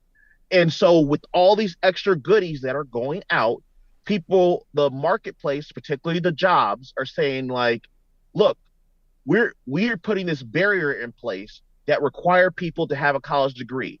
And really, when it comes down to it, what they're learning in school has nothing to do with them doing this job. And that's how it actually was before 1980. You would get hired at a company, they would train you up in some sort of regard. I'm not saying, look, I think college is good. I think education is good because there's a lot of things that show that having an educated populace, it improves people's ability to adapt. It improves their it helps them maintain social standards better. There's all sorts of reasons we should have people in education. But the companies, what they're realizing is that because of the product and what the cost of the colleges are, they're saying, you know what, do we really need to have someone have a journalism degree to write some sentences on social media, to be a social media specialist that we pay $40,000 a year? I think the real thing is that I think that people need to more recognize what are the trends within the industry. Even though there's these conversations about like omitting college degrees for job applications and things, it's sparsely adopted by organizations. But the standard is still the standard. The standard is a lot of times most of these jobs that have higher trajectories and less, I guess, or more autonomy in roles and trajectories to leadership, they do require college degrees, even to today. But that's different. Okay, let's separate that. But that's what we're talking about, though, right? We're okay. We're not talking about people being a manager or even a team lead at a company. Hold on, Christian, your voice Your voice went down, went low. Your audio went down. Or Christian, your audio went down. I don't know if he's hearing this. this. Hold on. Let's get honest. The type Christian, when you get to being a manager, yeah, he don't hear us. I think something happened with his a team lead, things like that. I know it. I've worked at several companies where they'll say, "Look, you cannot go any higher until you have a degree." We're not talking about those positions. We're talking about the first 2 or 3 positions you have through the door that everyone has to kind of do. Yeah, so Christian, that's what we're talking about. Yeah, I got you. So now we've gotten to the point where we've gotten. Let's say they don't go to college. They still get a job as an entry-level software engineer, and then you just told us that later on that they do want to get to a point where they're like a hiring manager or upper level of leadership. They ask them to go get a college degree. They got to get a college degree anyway. So what is the point in telling people that college is for like liberals and then not to go? They're gonna ask you to go anyway. If we want to be able to create this pipeline to get more black men and black people into the tech industry and be able to help them out. Obsidian was talking about Theo Wall saying that other groups have people in higher level of management and they can get them H-1B visas and they can get them jobs a lot more easily. We need to be getting towards the upper level management so we can do those types of things. Listen, B2B, I'm a hiring manager, and before anybody even comes before me for a interview for a role, HR already siphons everybody out who don't have college degrees. I've interviewed maybe 15, 20 times in the last year or so. I have not been presented with anyone without a college degree. Somebody who's actually a just hiring for context. Manager. So I'm saying you're an actual hiring manager. See, this is where it is important to have people who are in the profession who can speak to these types of things as well, because now we can see the real of how hiring will go. Gabe, let me ask you, in any of your interviews, have you ever had to test their cane fighting abilities? No, never. Never. Or anything relating to their life in general? Nope. So how they got to where they are, how they've got through their certs, the information that they're able to that applies to the job role that they're interviewing for. Those are the things that I'm talking about. Those are the things that we're discussing. What's on their resume? Yes. And obviously, because if I were to just go over and talk about how difficult it would be if you got rid of all college degrees as a requirement, and then a recruiter is tasked with, like, one person is tasked with one role that, let's say 100 or 200 people apply for. You have to go through, there's no way one person can interview 100 to 200 people. You have to siphon out a whole bunch of different things. You have to filter people out. That's what I'm saying, that they need to look at what is currently happening within the market rather than going based upon how they feel about their political or social leanings. Right. When they're giving advice. That's the last thing that you want to talk about in an interview. Last thing. 100% last. You never want to bring something like that. Even when you do get the job, you don't want to bring that kind of things up. No. You know, and I think because you're there to do a job. Like, you're not there to make friends. You're not there to create a social group. Sure, they have like these internal organization groups, whatever, but you still don't want that to be your primary work product, is your social and political leanings. That's goofy. Like, do your job, do your work, and call it a day. Right. And I see Christian had to drop off, but I appreciate him for coming up, because I think what's going on is we agree on pretty much every single point, except for when he wanted to change the definition of what Obsidian said. Obsidian said that Theo's goal was for 300 black men to get into tech, and they said that they overachieved and got 350. That was their metric for success. They got maybe 350 attendees, but they didn't get 350 people into tech making over six figures who were not previously there. Oh, that's just not true. I have Christian coming back up. Mm-hmm. So let's see. So hopefully his sound can come in better. So Christian, thank you for coming back up. I was saying is that I think that overall we agree on pretty much every point except for the goal of the conferences. And I think that when we stick to what Obsidian is saying, then we both agree. But then what you, after having experienced, and your experience doesn't line up with what Obsidian said, I think that's where we disagree with. Oh, that well, you're saying how if Obsidian's called it a tech conference? Obsidian, he said in the interview that that Theo Wolf's goal for these conferences, that he fully funded himself. He fully funded 2 conferences back to back for 2 years, and his goal was to get 300 black men into tech, making 6 figures. 300 black men. That was his goal, and that's what Obsidian said. Yeah, now, I can say realistically, that's true. Yeah, and then when you got there, Christian. Your experience... That's not true, man. He got 350 black men. Hold on, come on, man. So my thing is, your experience didn't line up with what Obsidian and Theo Wolf said. I don't know if he can hear you, man. Hello? Hey, Christian, can you hear me? This is audio. Okay. His audio's out. Hopefully man. I think his audio is just going out, but yeah, that's just I'm sorry. Nobody's come on, man. Now, Gabe, it's just easy. I'm sorry, go ahead. I agree with you, is that I don't believe 300 people who just attended got jobs, every single one of them. It's 350 people, he said. I don't think 350 people got jobs from going to a tech conference that talked about any and everything, because it's actually pretty difficult to get a job. Especially now. Especially in 2023, 2024. It was difficult. It was a down year. They were laying off like crazy, especially big tech and other organizations. It was difficult. So, come on.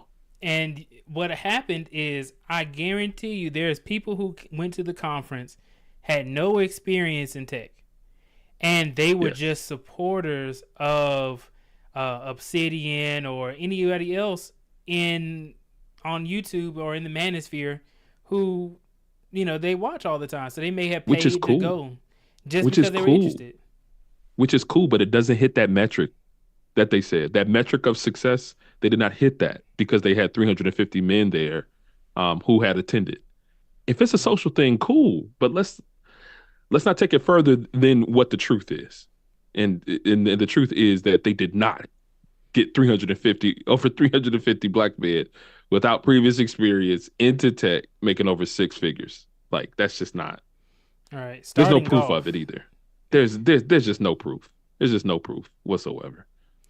Yeah. And see, that's what I'm talking about, Gabe. So, and as a hiring manager, right, when you see people talk about how there's people with no experience going to these types of conferences, and they're saying that they're getting these jobs, and you say you don't believe it, what is the ideal candidate that you would see applying for the job?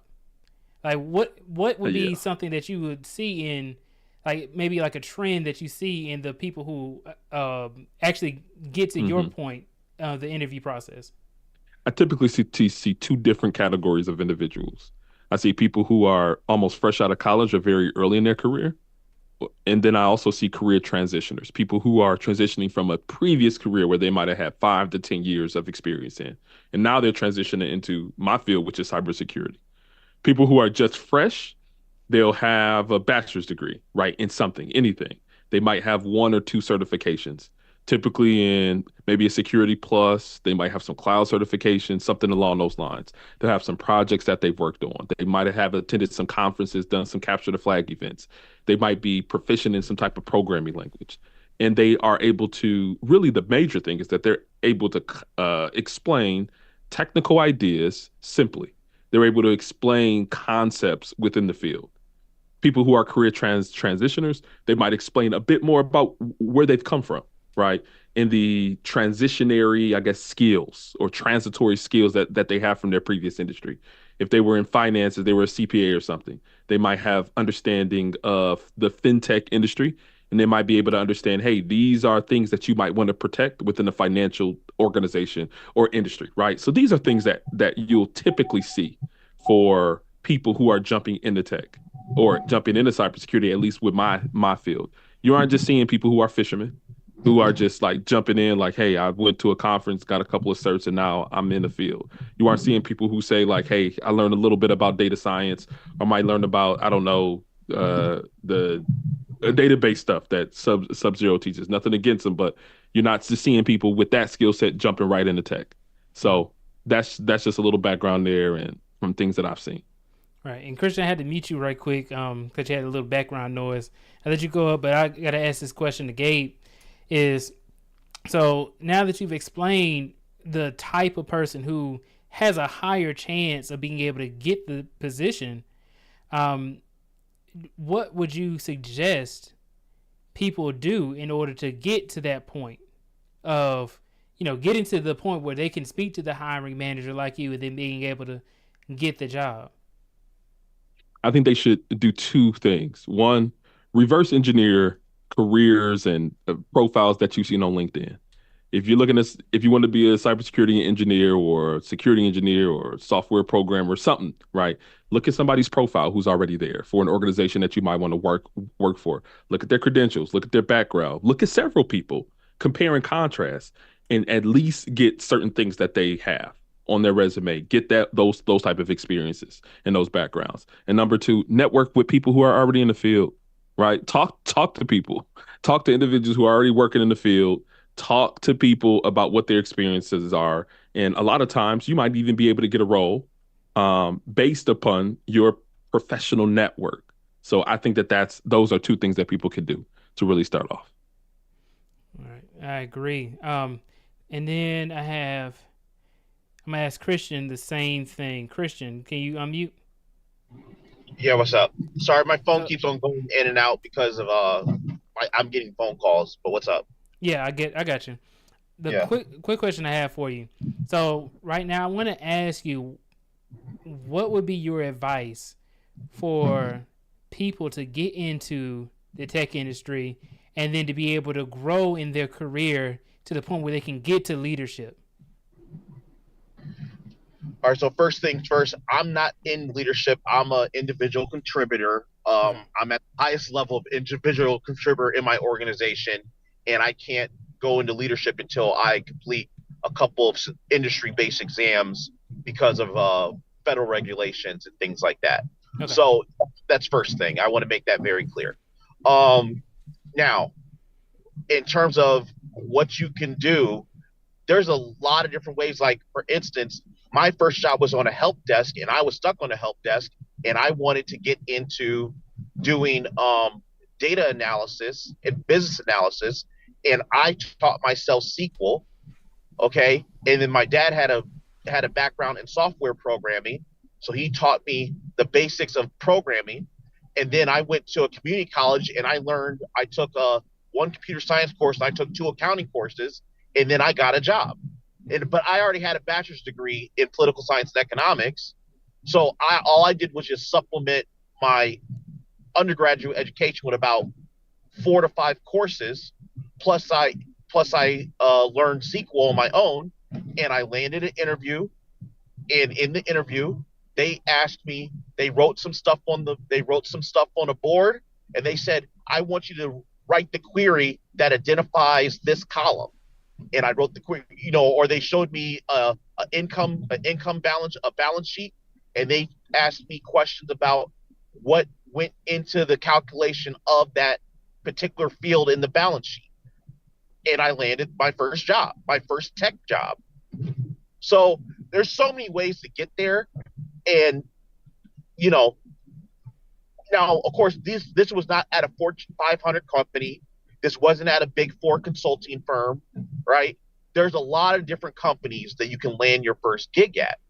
Now, but Christian, I wanted to, before we move on to the next point is, so if you had to give, like, starting off, just the first thing that you would say for somebody 18 years old, fresh out of high school, what advice would you give to them first, before they make their own decisions? What advice would you give them to get into tech?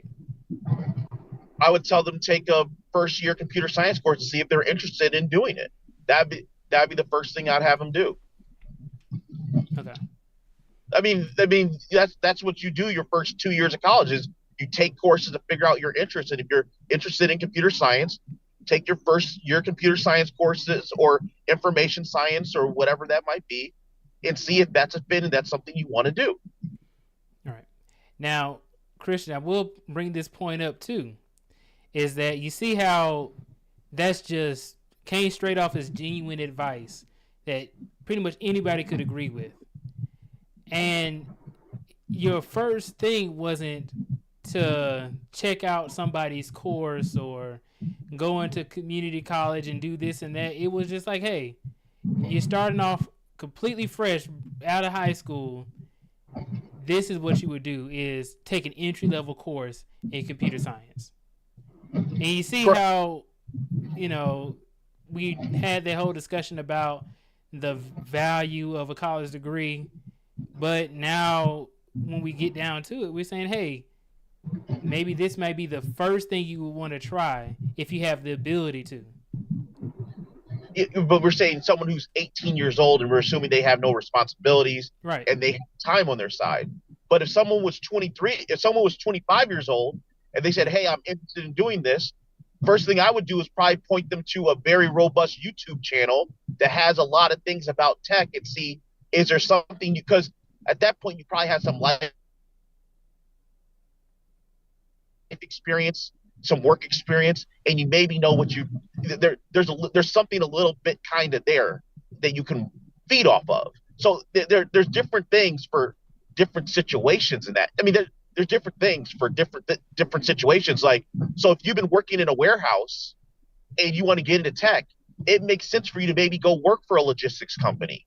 And for C.H. Robinson for C.H. Robinson, who's a 3PL or Echo Logistics, because you have a background in that already, and now you're just moving to the tech side of it. It's really depending on where you're at. I mean, we're saying you have no experience. Yeah, you take a computer science course, but I'm still a little stuck at when you said that you believe that Theo got over 300 to 350 dudes into tech. No, hold on. I never said that. You said it before you dropped. No, I didn't. I know I didn't say that. I know I didn't say that. I said that I know for a fact that I met personally 8 to 10 guys who did at the conference, who did on board, and they were previously not in tech, and they were making, over $70,000, and some of them were making over $100,000. And the people who were making over $100,000, they had previous corporate experience where they shifted into tech, or they stacked a job, because remember in 2022, remote work was in full force. So you could probably get 2 jobs paying $60,000 as an entry-level developer on AWS, and all you did was go to quote unquote essentially a boot camp for AWS. I think that was missing because you had dropped and your audio had went out. But I think that's what we had been saying over the years. Yeah, is Gabe, that people? I'm sorry. What's that? Is that he said both things, but Christian said that whole point about him meeting the people earlier on. I think when you right before you started speaking, Gabe. But but where did 200 to 300 come from then? That's the number. That was the 300. That's the number. What their goal was of how many black men they wanted to onboard into tech. That's where that's making over 6 figures, and that's what Obsidian said today during the interview. He said they met that goal. I can't confirm that. I'm saying in 2022, when I was in Philadelphia, I know for a fact I made 8 to 10 people. I don't know if there's another 290 out there. I'm saying stop it, Christian. You know it's not another 290 out there. Come on, man. Like, why can't y'all just be honest about this? This don't even make sense. Well, and also inflated numbers. Before we move on to this, it was 50 people at the conference, and you met 8 to 10 people. Not even making 6 figures, and in some way it's skyrocketed to 300. But Gabe, Christian, before we move on, I just want to make another point: is that we're saying it's 350 people, when I'm 100% sure that some of the people who went to the first one probably also then went to the second one as well. So it may be even less than 350 people that came. It may be just the same people who came again, and maybe some new people came the second time or the third time. Like, I don't even know why it's difficult to just say it's unlikely. It's very unlikely, right?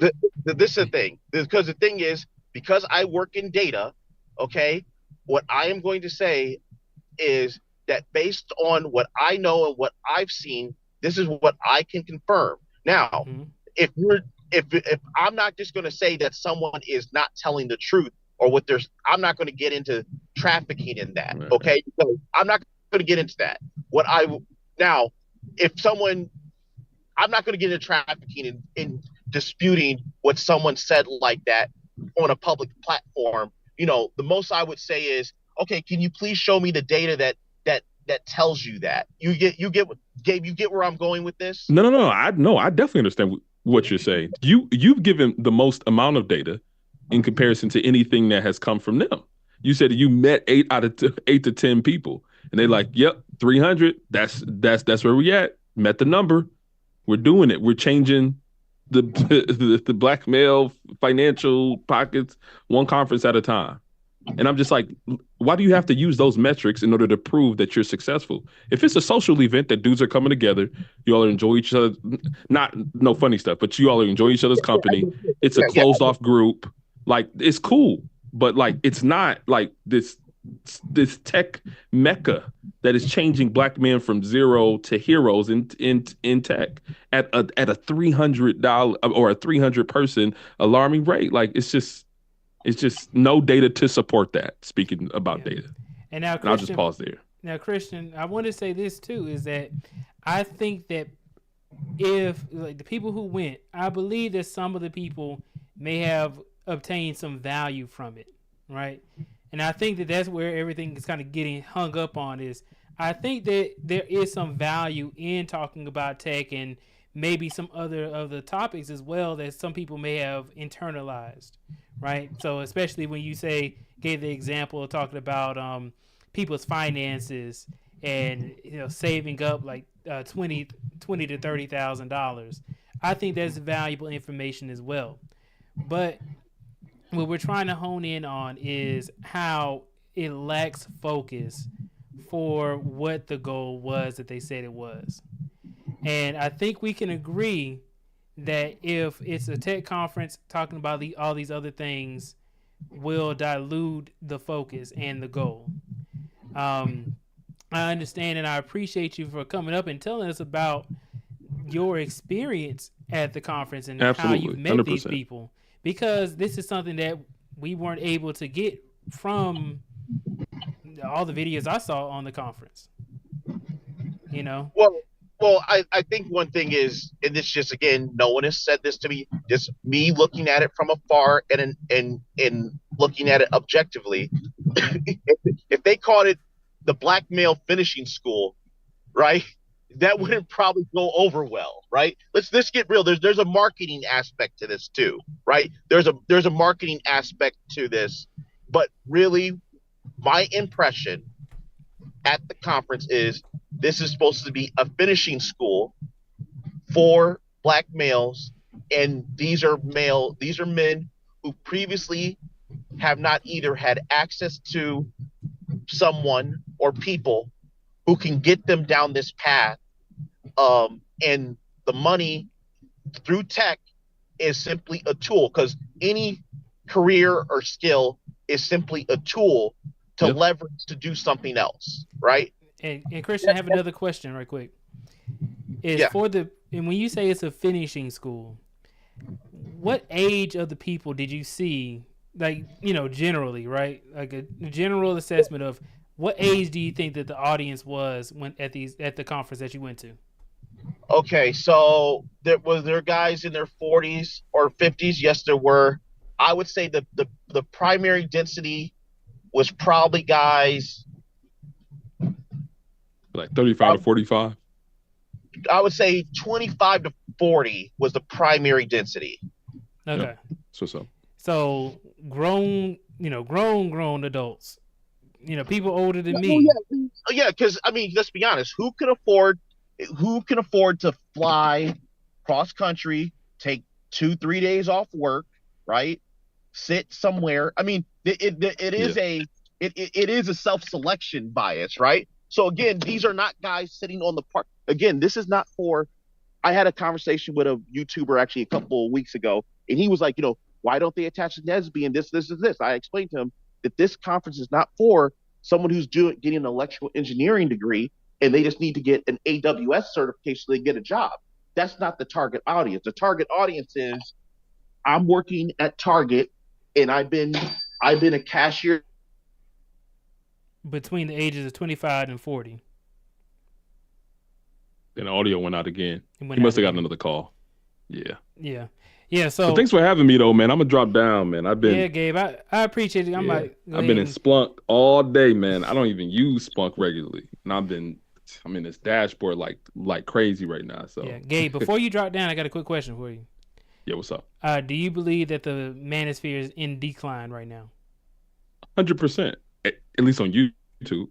I think Obsidian was a big part of whatever was left. Angry Man had dipped out. O'Shea had dipped out. Those were the kind of the quote unquote big three. Bernard doesn't really do that type of content anymore. Other people have left, like Ramil. There's no more Fantastic really that deals with that stuff. He's in a whole nother sector now. I mean, these were some of the larger people in the space, and seeing that presence has diminished on YouTube, it's kind of like a vacuum, a missing piece. Not to say that, I'm missing anybody or anything, but I'm saying I do think that this has caused a gap in content within the black manosphere, and yeah, I do think that it's causing a decline of places where black men can hear the content that they want to hear. So I say yes. All right, I appreciate it's evolving. Appreciate I think it's evolving. What's it evolving into, Christy? What's it evolving to? What's it changing it to? Well, I think one thing is, which I don't know where it's headed to, but I think that one thing I'm starting to see was, it seems like there's more professionals in the space than there was maybe 5 years ago. I think that's one thing, and I think that's going to make it reposition itself in terms of maybe some of the stuff versus what the previous content. I think the content's going to shift to other. I think it's going to fragment a little bit. It's going to shift. I think it's going to be less social. I think it's going to move to probably more political and more like kind of the niche stuff within the professional realm, because you've had a big entry of people within the professional class. And I think also too, I think people realize there's money to be made, and you just can't talk about certain things and talk certain ways in expect to get advertisers.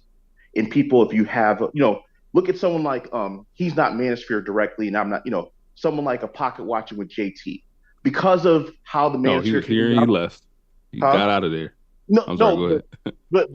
But he, because of the Manosphere, someone like himself felt comfortable coming onto YouTube, right? Mm-hmm. And he's in the black sphere, and his stuff, even though he's a financial planner and he's very credible, like I worked for a company who used to dole out, I worked for an auditing and accounting company that used to dole out work to him. So I was surprised when he popped up, like, whoa, I know who that guy is, because I ran the vendor management system. We used to cut checks to him. So I recognized his name when I saw it. So either way, people like that being able to exist is because of the Manosphere, because before, someone like him, it would have been very difficult for him to exist in the environment online. See, but they don't associate with the black Manosphere. No, Pocket Watcher with JT does not associate with the Black Manosphere. The lead attorney does not. Well, I mean, other than the conclave, not. I mean, he doesn't really have consistent associations with the Black Manosphere. If you look in their comment section and you look at their watchers, there's a lot of cross pollination. Yeah, because O'Shea brought them in, and then they share the same type of subscribers. Okay, but again, what is the manosphere when it comes? When I was talking about what we're talking about, what is someone like a Pocket Watcher JT? He's a married Black man with a college degree who has a professional skill, and he can speak to the issues that are happening at a high level in the Black community from a professional place based on his skill level. Pre-Manosphere, there was not a space for him to operate like that. So he doesn't. No, we've been here. People have been on YouTube. Black male professionals have been on YouTube speaking about these type of issues within their niche fields. Not this Black female effery, but they have been on. Have you heard of Dewan Lightfoot? Yes, I have. Okay, Dewan has been on YouTube before, probably even Obsidian. Okay, but I'm saying that it opened up the door for more. Like it felt it's just kind of like it was kind of like Jackie Robinson broke the color barrier, right? And then you had Ray Capinell, but eventually all the people could get into the game. It opened the door for other people to do it. That's all I'm saying. That's all I'm saying. I don't see it, but hey, okay, we got different opinions. There not be an issue. All right, so you're with all right. So without the manager, would you have felt comfortable jumping on YouTube and discussing social commentary regarding the Black community? I don't discuss social commentary as it concerns the Black community. No, okay. I've never done it. Okay, all right. Never done it. Yeah. Okay. And Christian, anyway. I think that what happened is when you say it's evolving, I think it's in decline because so many people are leaving, but then also because the topic has completely changed from manosphere to more so gossip. Because what happens is an event is going on with Cat Williams or Brittany Renner, and then everybody talks about that particular topic. Because the content has changed to everybody talking about the same thing, but also giving the same opinion is that they disagree with what's going on, and it doesn't really lead to anybody getting anywhere in life. What I think is going on is that not only are people getting kicked off of the platform, leaving the manosphere, and or getting into trouble for talking about these types of topics, like how you saw with MTR, where he lost one of his sponsorships for, I guess talking to women on YouTube, and the women came and took away his sponsorship. Those types of things lead to a decline in the not only quality but also the membership, and then also the value that you get from listening to Manosphere. Okay, so I guess what we're getting to is what is the purpose of the environment? I'm not sure what you mean. My assessment of what the Black Manosphere is supposed to be is it's a place where Black men can come and speak about the things that Black men deal with and whatever is happening. It could be what's happening in tech. It could be what's happening to them in relationships. It could be what's happening to them with dealing with banks, whatever it might be. I think it's essentially just an extension of Black YouTube, but Black YouTube, I really think that the Black Manosphere is ultimately an extension of Black YouTube. That's what I really, if like gun to my head, that's what I really think what it is. It's just a subsector of that. Okay. So now, do you think that umbrella of Black YouTube is kind of closing in on that one subsection and kind of just absorbing it? Do you think that Black Manosphere is just now becoming more just Black YouTube? I think you're having the fusion. I think it's a two-way diffusion from Black YouTube into the Manosphere, and the Manosphere into Black YouTube. Yes. Okay. So they're essentially assimilating with each other and becoming one. Well, yeah, but I mean, Black YouTube has all sorts of sectors, right? And once one gets big enough or gets enough influence, they start they start uh they start diffusing into the larger group, right? That's all. Okay. So, I mean, that's how I realistically look at what's happening, because the stuff that's said in the Manosphere has made its way into regular Black YouTube. So, but then I've seen stuff that maybe the Manosphere didn't necessarily agree with 2 or 3 years ago. That, they're like, yeah, there might be something, there might be a there, or they might say, they might capitulate to some stuff that's being said. So it's a part of a larger ecosystem. Mm-hmm. I look at it no different than Chan culture or Reddit within mainstream culture, that those things diffuse into those ecosystems. All right. Now, one last question for you, Christian, because we're going on like 2 hours and 20 minutes. So, well, it's a double question, but it's, same thing. Have you gained value from any of the content from the Black Manosphere and or the conclave that you attended? So I went to one conclave. In terms of Obsidian's thing he went to, I got some good information regarding they talked about various styles of shoes, because I actually never really paid attention to something like that. And I was like, okay. And I started paying attention to, when I was out at certain functions, the type of shoes that people wore with certain outfits. And I said, okay, I need to make sure I have some of that stuff. So that was something I never really paid attention to, but they were talking about it. And I said, okay. And that's just something I never thought about. I would just go to the store, buy some loafers, or buy some hard bottom shoes, and I would just wear it with my suit or my blazer or whatever I was wearing. I didn't really think about what, but once they said something about it, I started paying attention to what I saw people wear on TV, things like that. And I haven't adopted it 100%, but like today I went to a play. I made sure Christian. Yeah. Okay, it's gonna focus in here real quick. Okay, so yeah, I just want to know. So let me ask a more direct question of, has the Manosphere content that you've watched on YouTube changed your life in any significant way? Well, no, because I have my own thought processes. So, but it did help me it was more information that helps me make decisions, or look at things different, or look at things a certain way to help me make a decision. Okay. But it hasn't helped you in your career or in, like your overall relationship or anything like that? Well, okay. Well, here's an example.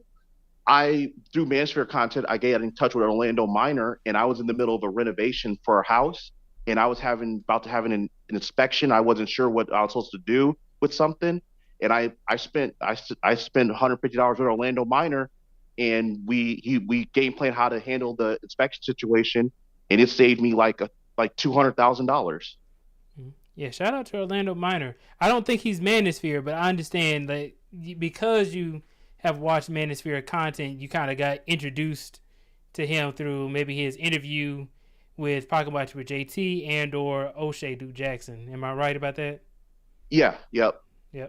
So, kind of like, even though I don't think Orlando considers himself Manosphere, he doesn't talk about the same topics, but that pipeline of, like how you said, Black YouTube, you got introduced to Orlando Minor. Yeah. And gotcha. So because I was familiar, from listening to him, I knew he knew what he was talking about. And like, he was like, yeah, pay a fee for a consult. We game planned it, what we did. And, it saved me a lot of money. And I was happy. I was satisfied with, and honestly, when it came to it, I kind of had an idea what I was going to do, but I asked him a question a certain way, and he gave me the answer that I thought was the correct answer. But and that was the correct answer. So, but it was worth the investment because there was a lot of money in play. Gotcha. All right, man. Well, Christian, I appreciate you for coming up here and answering these questions, and also I appreciate the differing opinion as well that you were able to provide. I think that it's important for us to kind of talk about these types of topics. Obviously, this live stream wasn't to bash anybody or talk down on anyone, but it's to ask what is the value that's being provided, and has, because the topics have changed so much from what it initially was, has the value been in decline from what you get from the Black Manosphere. But I just wanted to say I appreciate you, Christian. I look forward to you coming up on future live streams as well, to discuss some more topics as well. So, any last words that you have? No. Thanks for having me up. Hopefully you're around more. And next time I'm in Atlanta, I'll give you a ring. Yes, sir. I appreciate you. All right. So, with that, I do want to give a huge shout out to Gabe Bay as well. I have been on his channel, Struggle Security, many times talking about these similar topics as well. So you haven't seen me on here as often. I have been over there on Struggle Security, talking with Gabe Bay, Professor Black Ops, Citizen Lou, and a few other people who have come up on the platform as well to discuss tech, and we call each other the Tech Avengers. With that being said, the goal of this live stream is so that way we can discuss the current state of the Black Manosphere, and also how, even though they talk about tech at that conference, is it really valuable to the people who attend or the people who watching the videos? And why is it that we don't talk more about how to get to the bag and how to get more money? We talk too much about relationships and dating and celebrities. We need to start talking about how Black men can be better and get into these higher level positions, or get into tech, so that way we can start making more money. We can be educated. We can be the best of the best. I want more people to strive to be the best of the best, and I don't want people to be sitting up here just worried about women all day. That's the most, it doesn't help you in any way to get more money. And it is so subjective that if somebody gave you bad advice, then you can't really sit up there and hold them accountable for it. Somebody gave you bad advice about finances, you can hold them accountable. Somebody gave you bad advice about getting into tech, you can hold them accountable for it. But if somebody tells you something wrong about women or dating and stuff like that based off of their own dating experience that they may or may not have, then you can't really say that they're wrong or right. It's just be a differing of opinion. It's subjective. So that's why you have so many relationship coaches and life coaches and stuff like that, because there's no governing body that can kind of talk to them and say, hey, you can and you can't say this. So that's the overall goal of this, to kind of point a lot of these things out. It wasn't to talk down on Obsidian or anything like that. I just wanted to talk about that topic. I'm gonna go through the chat right quick before we go, because I do see some questions in the chat. So let's see. Number 16 says worrying more about women than work advancement, and that's very true. That's what's going on in the Black Manosphere, because if somebody is 25 years old all the way up to 40 something years old, even some 50-year-olds, why do they even care about what your opinion on women is? Like, these people are not somebody who you really want to listen to about like relationships. And that's what it really goes down to. If you're like a 40-year-old man, you shouldn't really be having as many problems with relationships as you are. Like, what is Obsidian going to tell you about relationships if you're like a 50-year-old dude? You about the same age as him. Like, there's nothing really more he can teach you. You've already pretty much lived half your life already. So, you know, the audience is a little too old to be talking about relationships as well. Right? Like, why is a 50-year-old dude worried about what a 21 or an 18-year-old woman doing on social media, on TikTok? That was all the skit. Like, she talking about she don't want to go to Cheesecake Factory. He all invested in the topic. Like, who cares? Marcus says, but to answer your question, no, the Manosphere is not in the decline. If anything, their clips, videos, and talking points, and even names are pushed out on mainstream platforms, radio shows, TV shows, etc. Now, I don't know how many times we can talk about like the Passport Bros and stuff like that. Like, when you really think about it, these things don't really matter in the real world. Like, yeah, you can have the same topics talking about is a man supposed to pay 100% of the bills? Like, that's what they always talk about. It's the same thing. Oh, is a man supposed to be the leader of his household? It's the same topics over and over again. Everybody talks about these topics, and the only reason they talk about it is because they make money off of it. That's just cut to the chase. I think that it's in decline because if O'Shea talk about something, everybody else got to talk about it. It's not like they just talking about their own original thing that they want to talk about. I saw Dr. Thunder over there talking to Ty City, and he talked about the same topic as O'Shea and everybody else, but he's a music professor. He's a doctor. He has doctorate in music. But he's talking about like women and relationships and stuff like that. That had nothing to do with what his profession is, which is what he initially started out talking about. So if everybody's talking about that same thing, where's the original thought? Where's the helping people out to be better? So that's all I'm saying is, like, yeah, you may see it on mainstream platforms.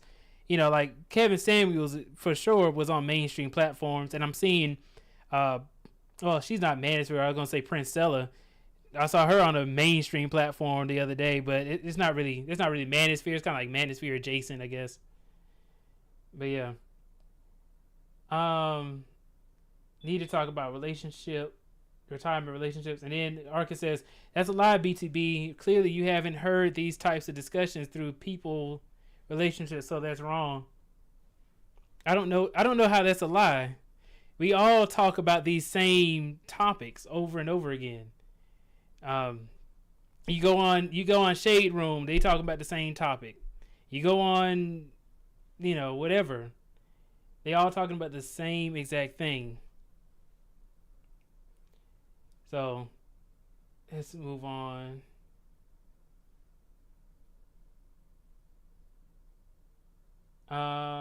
Let's see. Did I see anything else that I want to discuss before we get up out of here? All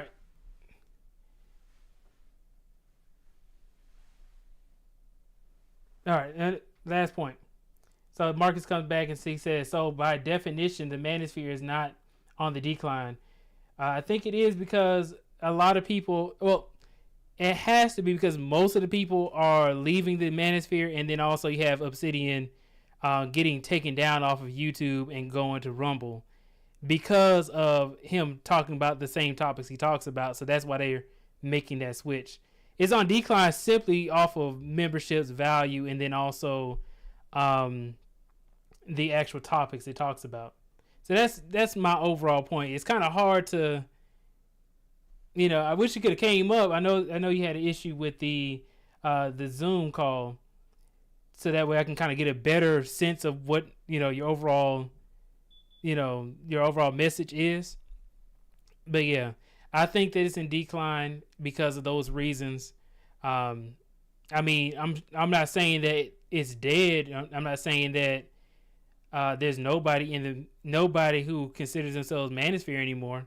I think there are still people who consider themselves Manosphere, but I think that it's declining just based off of that.